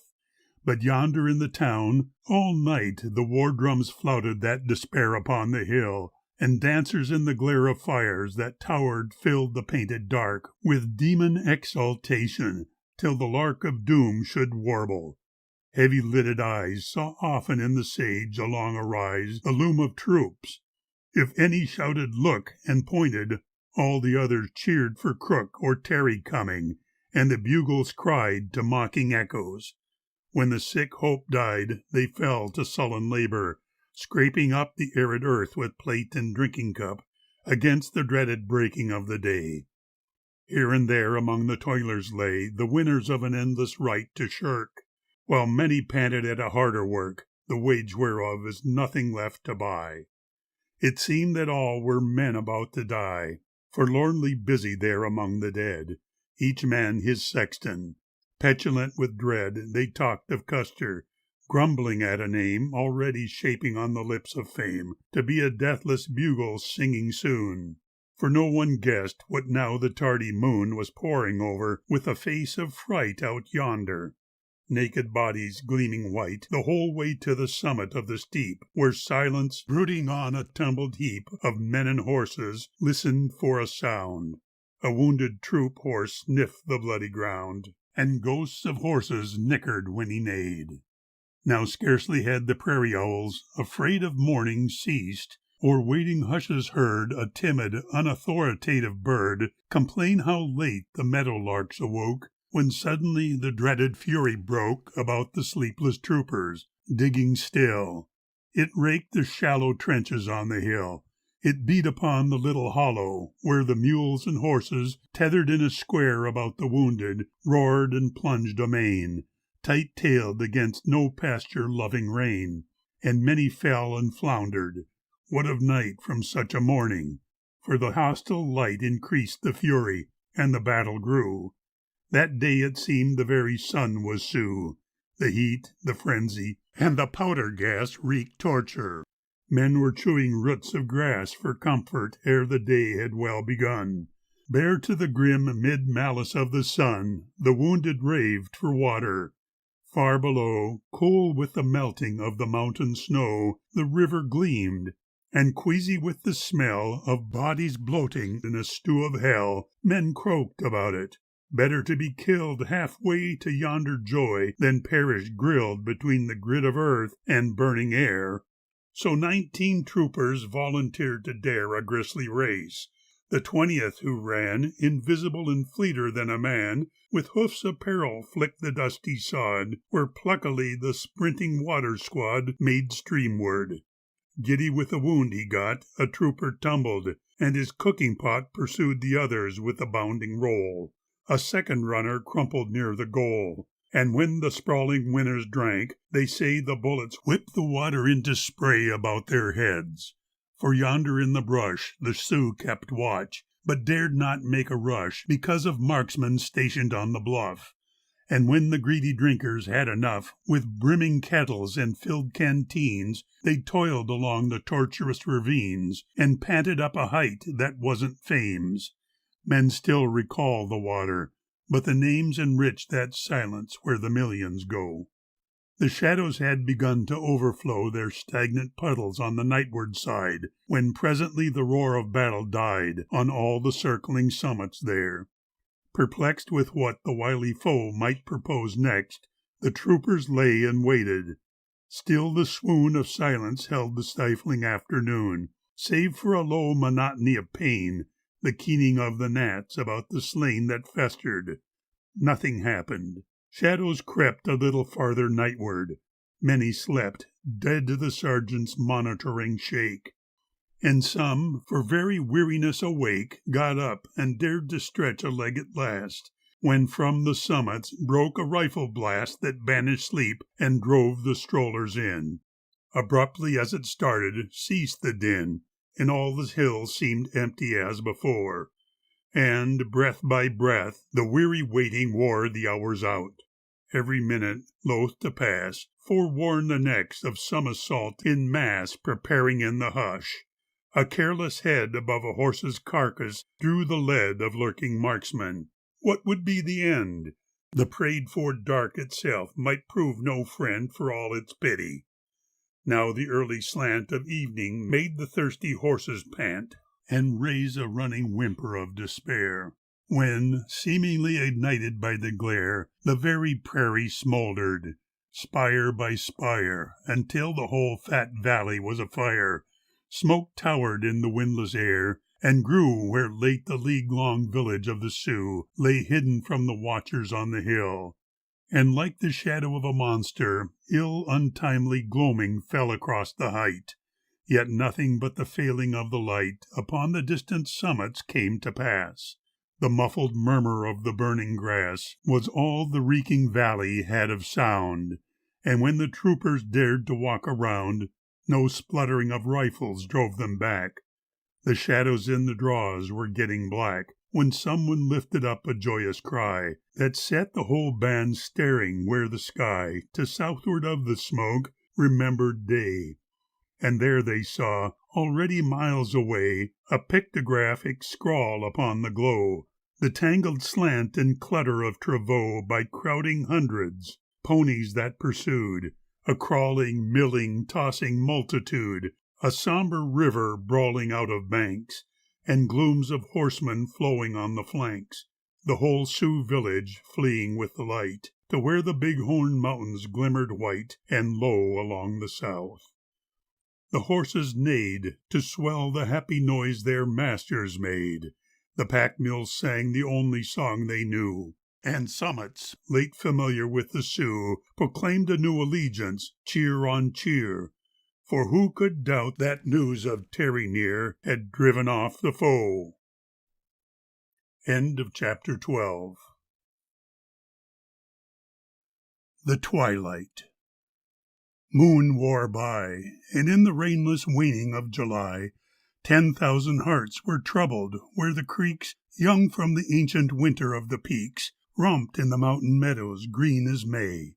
The very children lost the heart to play, awed by the shadow of an unseen thing, as coveys, when the shadow of a wing forebodes a pounce of terror from the skies. They saw it in the bravest father's eyes, that shadow, in the gentlest mother's face, unwitting how there fell upon a race the twilight of irreparable wrong. The drums had fallen silent with the song, and valiant tales, late eager to be told, were one with all things glorious and old and dear, and gone forever from the Sioux. For now the hunted prairie people knew how powerful the gray fox camp had grown on Goose Creek, how along the Yellowstone the mounted soldiers and the walking ones, a multitude, had got them wagon guns, of which the voice was thunder and the stroke. Far off, a second thunder and a smoke that bit and tore. A little while, and then those open jaws, toothed terribly with men, would move together, closing to the bite. What hope was left in anything but flight? And whither? Oh, the world was narrow now. South, east, the rat-like nibbling of the plough had left them but a little way to go. The mountains of the never-melting snow walled up the west. Beyond the northern haze there lay a land of unfamiliar ways, dark tongues and alien eyes. As water keep their wonted channels, yearning for the deep, the homeless rabble took the ancient road. From bluff to bluff the Rosebud Valley flowed their miles of ponies, and the pine-clad heights were sky-devouring torches in the nights behind them, and a rolling gloom by day.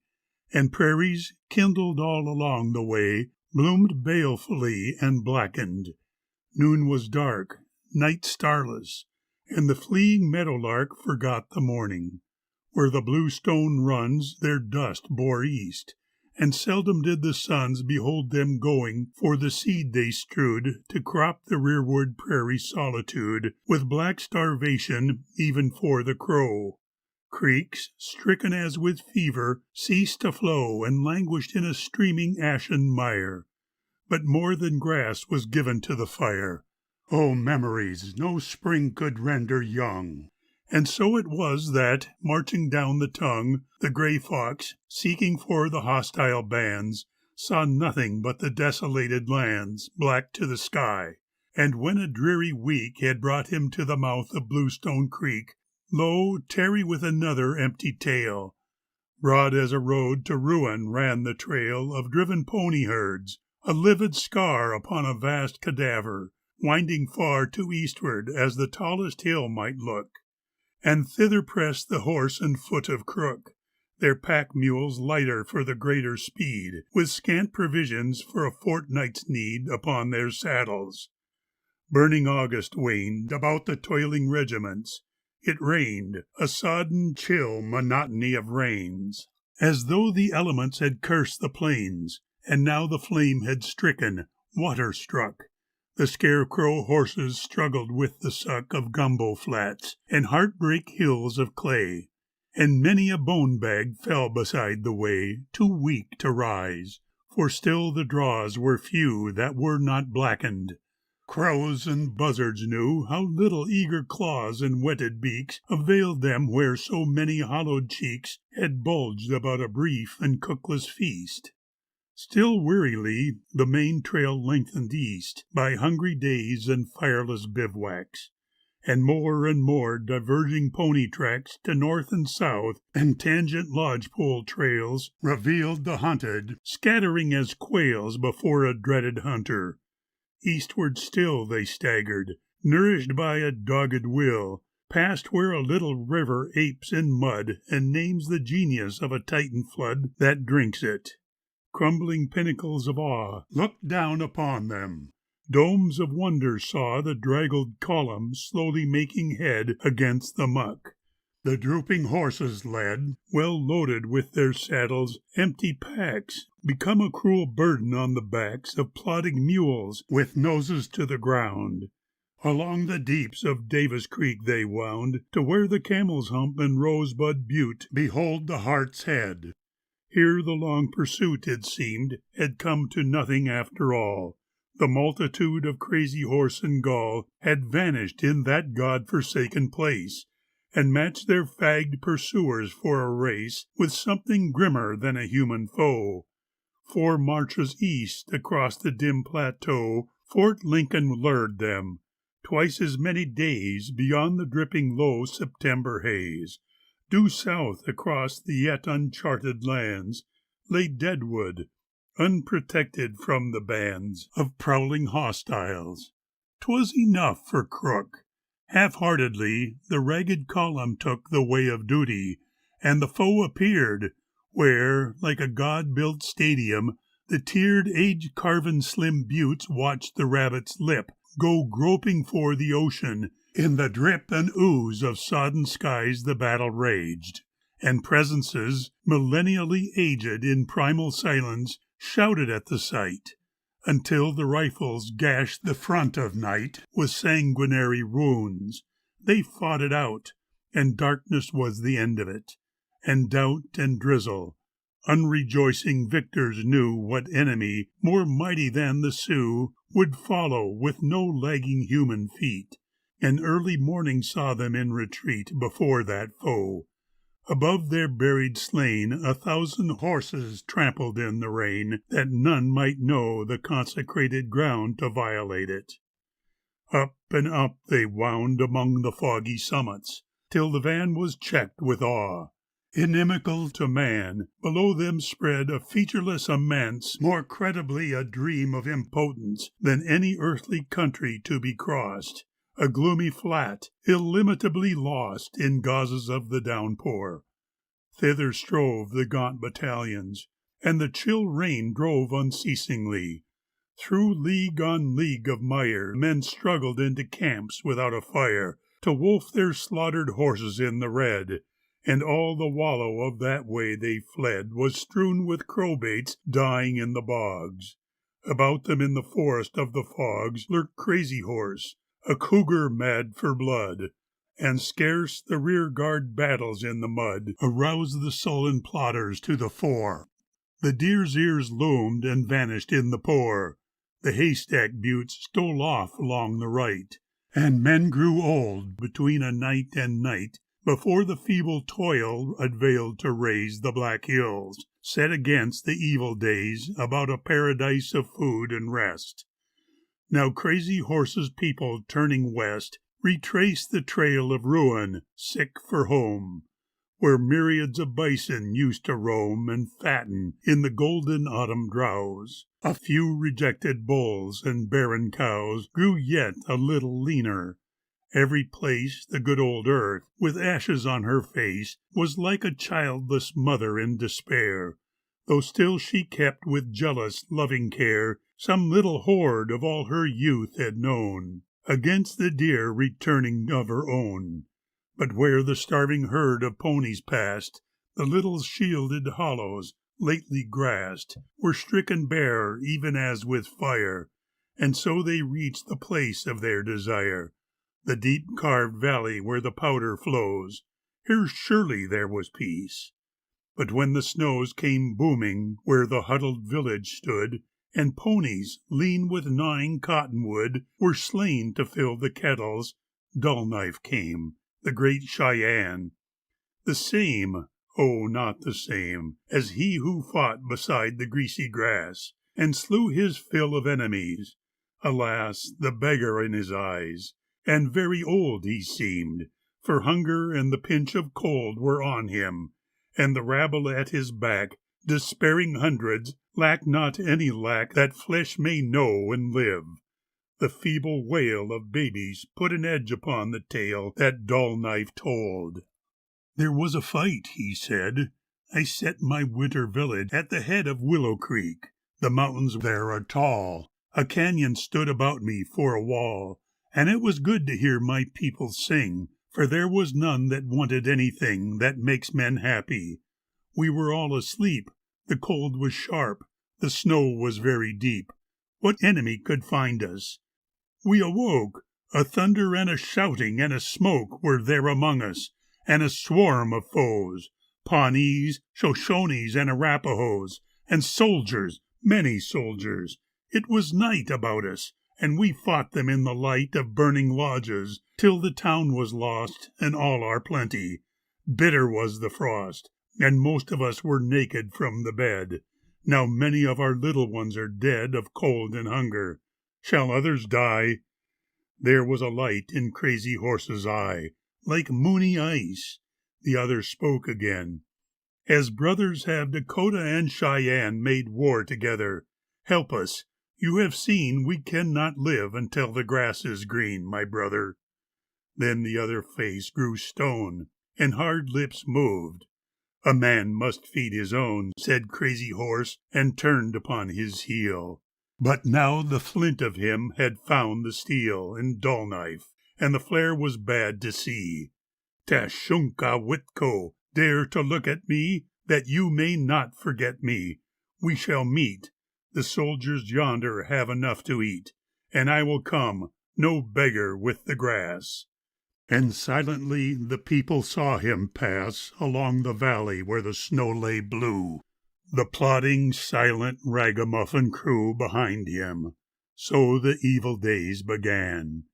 Now Crazy Horse, they say, was like a man who, having seen a ghost, must look and brood upon the empty way it took to nowhere, and he scarcely ate at all. And there was that about him like a wall to shut men out. He seemed no longer young. Bleak January found them on the tongue, in search of better forage for the herd, a failing quest. And hither came the word of many walking soldiers coming down, with wagon guns upon the starving town that might not flee. For whither could they go, with ponies pawing feebly in the snow to grow the leaner? Mighty in despair, they waited on a lofty summit there above the valley. Raw gray dawn revealed a scaly serpent crawling up a field of white beneath them. Leisurely it neared, resolving into men of frosty beard, with sloping rifles swinging to the beat, and melancholy fifing of their feet upon the frost, and shrill the wagon tires sang rearward. Now the soldiers lighted fires, and had their breakfast hot, as who should say, "What hurry? It is early in the day, and there is time for what we came to do." With wistful eyes the rabble of the Sioux beheld the eating, knew that they defied in vain their own misgivings when they cried, "Eat plenty! You will never eat again!" It was not so, for those were devil men who needed nothing and were hard to kill. The wagon guns barked sharply at the hill to bite the summit, always shooting twice, and scrambling upward through the snow and ice came doggedly, without a sign of fear, the infantry of Miles. They didn't cheer, they didn't hurry, and they didn't stop, for all the rifles roaring at the top, until the gun butt met the battle axe. Still fighting with their children at their backs, the Sioux gave slowly. Wind came on to blow, a hurrying northwester, blind with snow, and in the wild white dusk of it they fled. But when they reached the Little Powder's head, so much of all their little had been lost, so well had wrought their hunger and the frost, one might have thought 'twas Dull Knife coming there. The country had a cold, disowning stare. The burned-off valleys could not feed their own. The moon was like a frozen bubble, blown along the rim of February nights, when Spotted Tail, the lover of the whites, came there with mighty words. His cheeks were full, his belly round. He spoke of Sitting Bull and Gall defeated, driven far away across the line, of Red Cloud getting gray before his time, a cougar in a cage, self-eaten by a silent, toothless rage that only made the watching sentry smile, and still the story saddened. All the while the scattered Sioux were coming in to save their children with the food the soldiers gave, and laying down their guns and making peace. He told how Dull Knife's fury did not cease, but grew upon the soldier food he ate, and how his people fattened, nursing hate for Crazy Horse, and many more than these but waited for the grass, the Loup Pawnees, the Utes, the Winnebagoes and the Crows, Shoshone, Bannocks, and Arapahoes, with very many more Dakotas too. Now what could Crazy Horse's people do against them all? Said Spotted Tail the wise, and with the ancient puzzle in his eyes that only death may riddle, gazing long now first upon the fat one in the wrong, and now upon the starving in the right, the other found an answer. I could fight, and I could fight till all of us were dead, but now I have no powder left, he said. I cannot fight. Tell Gray Fox what you saw, that I am only waiting for a thaw to bring my people in. End of chapter 13. The Death of Crazy Horse. And now 'twas done. Spring found the waiting fort at Robinson, a half-moon ere the Little Powder knew, and, doubting still what Crazy Horse might do, when tempted by the herald geese a-wing to join the green rebellion of the spring, the whole frontier was troubled. April came, and once again his undefeated name rode every wind. Ingeniously the West wrought verities from what the East had guessed, of what the North knew. Eagerly deceived, the waiting South progressively believed the wilder story. April wore away, fleet couriers arriving day by day with but the farthing mintage of the fact, bought credit slowly in that no one lacked the easy gold of marvelous surmise. For, gazing northward where the secret skies were moody with a coming long deferred, whoever spoke of Crazy Horse still heard 10,000 hoofs. But yonder, with the crow and coyote to applaud his pomp of woe, the last great Sioux rode down to his defeat. And now his people huddled in the sleet, where Dog Creek and the Little Powder met, with faces ever sharper for the whet of hunger, silent in the driving rains. They straggled out across the blackened plains, where Inyan Kara, mystically old, drew back a cloudy curtain to behold, serene with time's indifference to men. And now they tarried on the North Cheyenne to graze their feeble ponies, for the news of April there had wakened in the sloughs a glimmering of pity long denied. Nor would their trail across the bare divide grow dimmer with the summer, for the bleach of dwindled herds, so hard it was to reach the South Cheyenne. Oh, sad it was to hear how all the pent-up music of the year surged northward there the way it used to do. In vain the catbird scolded at the Sioux. The timid pewee queried them in vain, nor might they hearken to the whooping crane, nor heed the high geese calling them to come. Unwelcomed waifs of winter, drab and dumb, where ecstasy of sap and thrill of wing made shift to flaunt some color, or to sing the birth of joy, they toiled a weary way. And giddy April sobered into May before they topped the summit, looking down upon the valley of the soldiers' town at Robinson.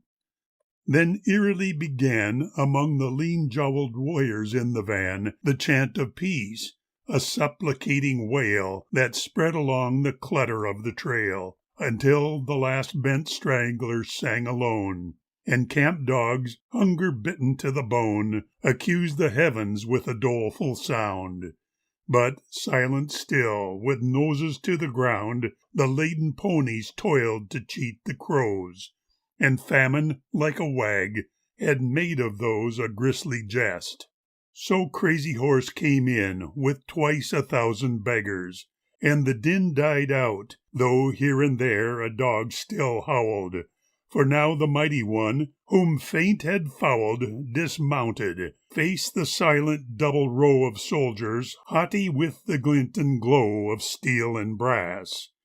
A little while he stood, as though bewildered in a haunted wood of men and rifles all astare with eyes. They saw a giant, shrunken to the size of any sergeant. Now he met the glare of dull knife, and his warriors waiting there, with fingers itching at the trigger guard. How many comrade faces, strangely hard, were turned upon him. Ruefully he smiled, the doubtful supplication of a child caught guilty, loosed the bonnet from his head, and cast it down. "I come for peace," he said. "Now let my people eat." And that was all. The summer ripened. Presages of fall now wanted nothing but the goose's flight. The goldenrods had made their torches bright against the ghostly imminence of frost. And one, long brooding on the birthright lost, remembered and remembered.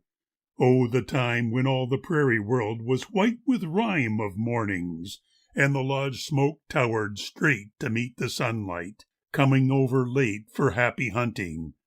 Oh, the days when winds kept silence in the far blue haze, to hear the deep-grassed valleys running full with fading cows, and thunders of the bull across the hills. Nights given to the feast, when big round moons came smiling up the east, to listen to the drums, the dancing feet, the voices of the women, high and sweet above the men's. And Crazy Horse was sad. There wasn't any food the white men had could find his gnawing hunger and assuage. Some saw a blood-mad panther in a cage, and some the sulking of a foolish pride. For there were those who watched him narrow-eyed the whole day long, and listened for a word to shuttle in the warp of what they heard, a woof of darker meeting. Then one day a flying tale of battles far away and deeds to make men wonder stirred the land. How Nez Perce Joseph led his little band, with Howard's eager squadrons in pursuit, across the mountains of the Bitterroot to Big Hole Basin, and the day-long fight. How his women, fleeing in the night, brought off the ponies and the children too. Oh, many a heart beat fast among the Sioux to hear the way he fled and fled past Bannock, down across the Beaverhead to Henry's Lake, relentlessly pursued, now swallowed by the dreadful solitude, where still the mighty spirit shapes the dream, with primal fires and prodigies of steam, as when the fallow night was newly sown, now reappearing down the Yellowstone, undaunted yet, and ever making less that 1,000 miles of alien wilderness between a people's freedom and their need. Oh, there was virtue in a tale to feed the withered heart and make it big again. Not yet the ancient breed of men had vanished from the aging earth. They say there came a change on Crazy Horse the day the Ogallala village buzzed the news. So much to win and only life to lose. The bison making southward with the fall, and Joseph fighting up the way to Gall and Sitting Bull. Who knows the dream he had? Much talk there was of how his heart was bad, and any day some meditated deed might start an irrepressible stampede among the Sioux, a human prairie fire. So back and forth along the talking wire fear chattered. Yonder, far away as morn, the mighty heard, and heard the little horn still roaring with the wind of Custer's doom. And there were troopers moving in the gloom of midnight to the chaining of the beast. But when the white light broke along the east, there wasn't any Ogallala town, and Crazy Horse had vanished. Up and down the dusty autumn panic horsemen spurred, till all the border shuddered at the word of how the terror threatened every trail. They found him in the camp of Spotted Tail, a lonely figure with a face of care. "I am afraid of what might happen there," he said. "So many listened what I say, and look, and look. I will not run away. I want my people here. You have my guns." But half a world away the mighty ones had spoken words like bullets in the dark, that wreak the rage of blindness on a mark they cannot know. Then spoke the one who led the soldiers. "Not a hair upon your head shall suffer any harm if you will go to Robinson for just a day or so, and have a parley with the soldier chief." He spoke believing, and he won belief. So Crazy Horse went riding down the west, and neither he nor any trooper guessed what doom now made a rutted wagon road the highway to a happier abode, where all the dead are splendidly alive, and summer lingers, and the bison thrive forever. If the better hope be true, there was a gate of glory yawning through the sunset when the little cavalcade approached the fort. The populous parade, the straining hush that somehow wasn't peace, the bristling troops, the Indian police drawn up as for a battle. What was wrong? What made them hustle Crazy Horse along among the gleaming bayonets and eyes? There swept a look of quizzical surprise across his face. He struggled with the guard. Their grips were steel. Their eyes were cold and hard, like bayonets. There was a door flung wide. The soldier chief would talk with him inside, and all be well at last. The stifling, dim interior poured terror over him. He blinked about and saw the iron bars. Oh, never more to neighbor with the stars, or know the simple goodness of the sun. Did some swift vision of a doom begun reveal the monstrous purpose of a lie? The desert island and the alien sky, the long and lonely ebbing of a life. The glimmer of a whipped-out butcher knife dismayed the shrinking squad, and once again men saw a face that many better men had died to see. Brown arms that once were kind, a comrade's arms, whipped round him from behind, went crimson with a gash and dropped aside. "Don't touch me! I am Crazy Horse," he cried, and leaping doorward, charged upon the world to meet the end. A frightened soldier hurled his weight behind a jabbing belly thrust, and Crazy Horse plunged headlong in the dust, a writhing heap. The momentary din of struggle ceased. The people, closing in, went ominously silent for a space, and one could hear men breathing round the place where lay the mighty. Now he strove to rise, the wide blind stare of anguish in his eyes, and someone shouted, "Kill that devil quick!" A throaty murmur and a running click of gun locks woke among the crowding Sioux, and many a soldier whitened. Well they knew what pent-up hate the moment might release, to drop upon a bungled farce of peace a bloody curtain. One began to talk. His tongue was drunken and his face was chalk. But when a half-breed shouted what he spoke, the crowd believed, so few had seen the stroke, nor was there any bleeding of the wound. It seemed the chief had fallen sick and swooned. Perhaps a little rest would make him strong, and silently they watched him borne along, a sagging bundle, dear and mighty yet, though from the sharp face, beaded with the sweat of agony, already peered the ghost. They laid him in an office of the post, and soldiers, forming in a hollow square, held back the people. Silence deepened there. A little while, it seemed, the man was dead. He lay so still. The west no longer bled. Among the crowd the dusk began to creep. Then suddenly, as startled out of sleep by some old dream remembered night alarm, he strove to shout, half rose upon an arm, and glared about him in the lamp-lit place. The flare across the ashes of his face went out. He spoke, and, leaning where he lay, men strained to gather what he strove to say. So hard the panting labor of his words. I had my village and my pony herds on powder, where the land was all my own. I only wanted to be let alone. I did not want to fight. The gray fox sent his soldiers. We were poor when they went. Our babies died, for many lodges burned and it was cold. We hoped again and turned our faces westward. It was just the same out yonder on the rosebud. Gray Fox came. The dust his soldiers made was high and long. I fought him and I whipped him. Was it wrong to drive him back?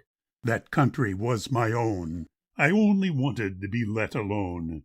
I did not want to see my people die.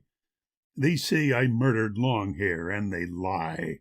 His soldiers came to kill us, and they died. He choked and shivered, staring hungry-eyed as though to make the most of little light.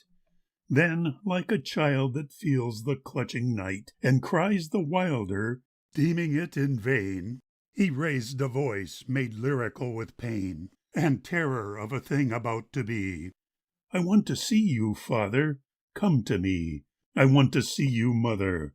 O'er and o'er his cry assailed the darkness at the door, and from the gloom beyond the hollow square of soldiers quavered voices of despair.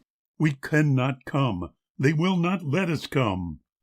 But when at length the lyric voice was dumb, and Crazy Horse was nothing but a name, there was a little withered woman came behind a bent old man. Their eyes were dim. They sat beside the boy and fondled him, remembering the little names he knew before the great dream took him and he grew to be so mighty. And the woman pressed a hand that men had feared against her breast, and swayed and sang a little sleepy song. Out yonder in the village all night long there was a sound of mourning in the dark, and when the morning heard the meadowlark, the last great Sioux rode silently away. Before the pony drag on which he lay, an old man tottered. Bowed above the bier, a little wrinkled woman kept the rear, with not a sound and nothing in her eyes. Who knows the crumbling summit where he lies, alone among the badlands? Coyotes prowl about it, and the voices of the owl assume the day-long sorrow of the crows. These many grasses and these many snows. End of chapter 14. End of the Song of the Indian Wars by John G. Neihardt.